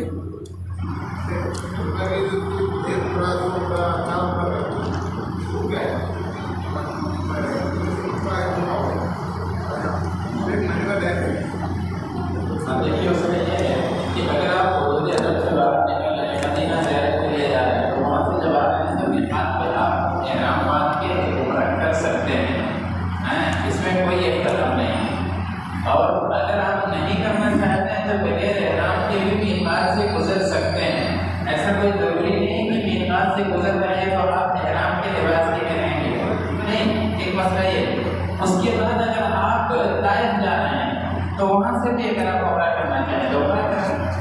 آپ کہیں اور جا رہے ہیں یا جاتے ہیں کسی اور کام سے گئے، آپ آ رہے ہیں واپس تو آپ پھر عمرہ کر سکتے ہیں، ٹھیک ہے۔ صحیح کرنے سے پہلے اس کی نیت کرنا ضروری ہے۔ ہاں، وہ جو وہاں سے مسجد عائشہ سے کرتے ہیں وہ ثابت نہیں۔ ہر عمل کے لیے نیت ضروری ہے، مطلب نیت کا ہر عمل طواف شروع کرنے سے پہلے نیت دل کے ارادے کا نام ہے۔ جب آپ وہاں جا رہے ہیں تو وہی نیت ہے کہ میں طواف کرنے جا رہا ہوں، نہیں زبان سے نہیں کرنا کچھ بھی، دل سے۔ وہاں جا رہے ہیں، آپ صفا پہ کیوں چڑھ رہے ہیں؟ اور اسے پھر کھڑا جاؤ اس کو واپس آنا ہے تو وہ کیا کرے گی؟ اب دیکھیے حیض والی عورتیں سب سے اہم مسئلہ یہ ہے کہ طواف افاضہ یا طواف زیارت حج والا طواف یہ تو لازمی ہے، یہ رکن ہے، اسے کرنا ہی ہے۔ اس کی دو صورت ہے، یا پھر آپ اگر موقع ہے تو مزدلفہ کی آدھی رات کے بعد ڈائریکٹ پہلا کام یہ کریں کہ جا کے طواف کرنے مکے میں، اور اگر یہ نہیں ہو سکتا ہے تو اس کا ایک دوسرا راستہ یہ ہے کہ دوائیں وغیرہ اپنے ساتھ رکھیں اور دوائیں استعمال کریں، اور تیسرا یہ ہے کہ پھر انتظار وہاں کریں، اپنی فلائٹ تاخیر سے کرائیں اور طواف افاضہ کرنے کے بعد پھر وہاں سے روانہ ہوں۔ لیکن طواف وداع کے لیے یہ ضروری نہیں ہے۔ طواف وداع اگر ایسی خاتون نہیں بھی کرے گی حیض یا نفاس والی تو کوئی مسئلہ نہیں، وہ بغیر اس کے بھی واپس اپنے ملک آ سکتی ہیں۔ اور ایک سوال اور ہے، کیا ہے حقوق العباد کی نیت سے رشتہ داروں سے ملنا اور اپنی معافی طلبی کرنا، تو اس میں کوئی حرج کی بات نہیں ہے، معافی طلبی ہمیشہ ہونی چاہیے، اس کا دروازہ ہمیشہ کھلا رہنا چاہیے۔ مدینہ شریف میں شیخ کی کتاب میں نے 5 جگہ کا ذکر ہے، تو مسجد نبی اور جگہ تو خالی ثواب ہے، مسجد نبی نماز پڑھنے کا زیادہ، لیکن مسجد قبلہ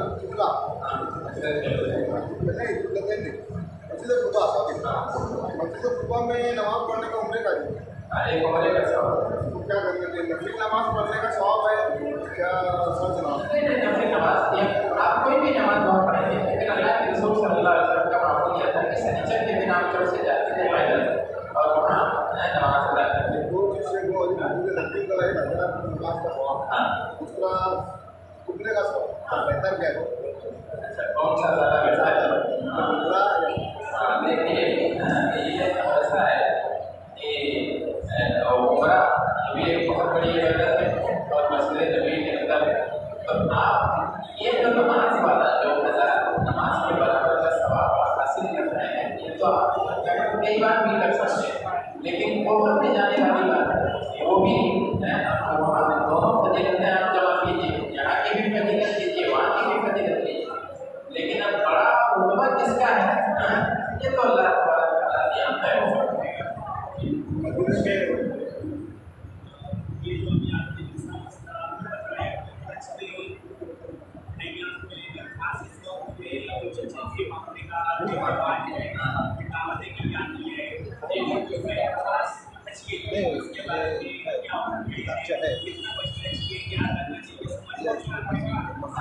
دیکھیے اسلام میں تو یہ ہے کہ 3 دن سے ناراض 3 دن سے زیادہ ناراض نہیں رہنا چاہیے. معاشی خرابی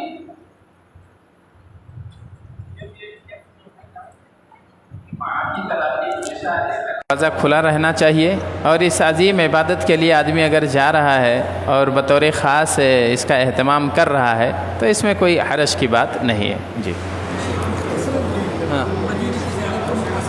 مختصراً. اچھا جی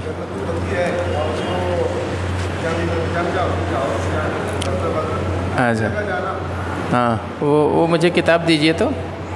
اچھا یہ کتاب میں نے کہا تھا کہ پڑھ کے آئیے گا، اس میں کوئی سوال ہو تو. انہوں نے پوچھا ہے ایک سوال، مسجد نبوی یا مدینے کی زیارت. ایک بات تو یاد رکھیے کہ مدینے کا تعلق حج یا عمرے سے نہیں ہے مدینے کی زیارت کا. البتہ مسجد نبوی ایسی جگہ ہے کہ آپ زیارت کی نیت سے سفر کر سکتے ہیں، ٹھیک ہے. اب جب آپ مسجد نبوی کی زیارت کے لیے سفر کر کے وہاں جا رہے ہیں مدینے میں تو آپ کے لیے اور بھی چیزوں کی زیارت مشروع ہو جاتی ہے، جیسے اللہ کے رسول صلی اللہ علیہ وسلم کی قبر کی زیارت. آپ کسی قبر کی زیارت کی نیت کر کے وہاں نہیں جا سکتے ہیں. جب آپ مدینے جائیے تو آپ یہ نیت رکھیے کہ اللہ کے رسول کے مسجد کی زیارت کرنے جا رہے ہیں. جب آپ مدینے پہنچ گئے تو وہاں کی کچھ اور قبرستان ہیں جن کی زیارت آپ کے لیے مشروع ہو گئی. سب سے پہلے اللہ کے رسول صلی اللہ علیہ وسلم کی مسجد ہو گئی، پھر وہاں جو روضے پہ جاتے ہیں سلام کے لیے اللہ کے رسول صلی اللہ علیہ وسلم کی قبر کی، اور حضرت ابوبکر صدیق اور عمر فاروق رضی اللہ عنہ کی قبر کی زیارت ہو گئی.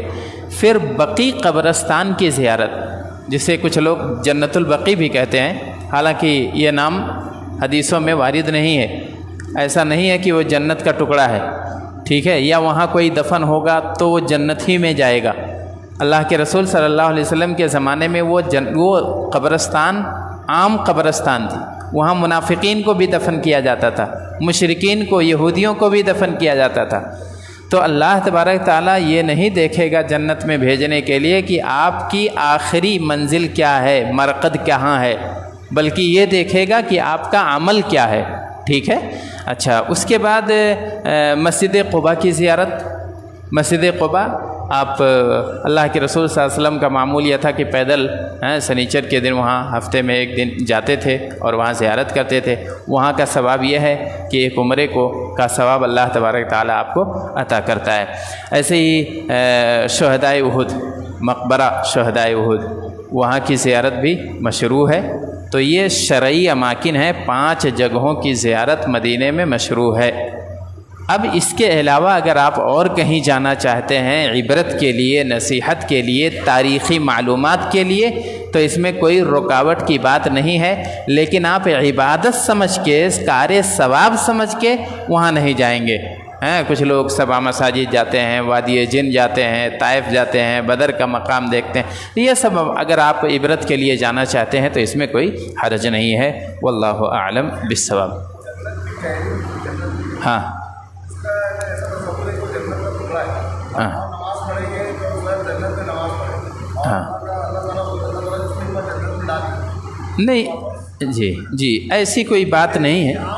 ہاں یہ لوگوں کا اگر یہ نظریہ ہے، لیکن اس کا کوئی یہ نہیں ہے کہ اللہ تعالیٰ اگر وہاں آپ نے نماز پڑھی ہے تو جنت ہی میں، بلکہ آپ چاہے ریاض الجنہ میں نماز پڑھیں، چاہے مسجد نبوی کے کسی اور حصے میں نماز پڑھیں، ثواب برابر ہے، ٹھیک ہے؟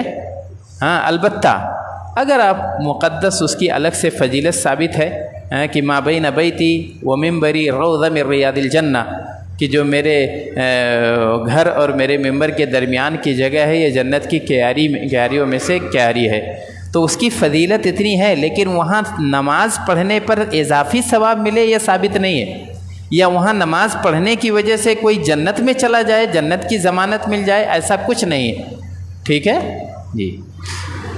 سبحانک اللہم بحمدک اشہد ان لا الہ الا انت استغفرک و اتوب الیک، وصلی اللہ علی النبی۔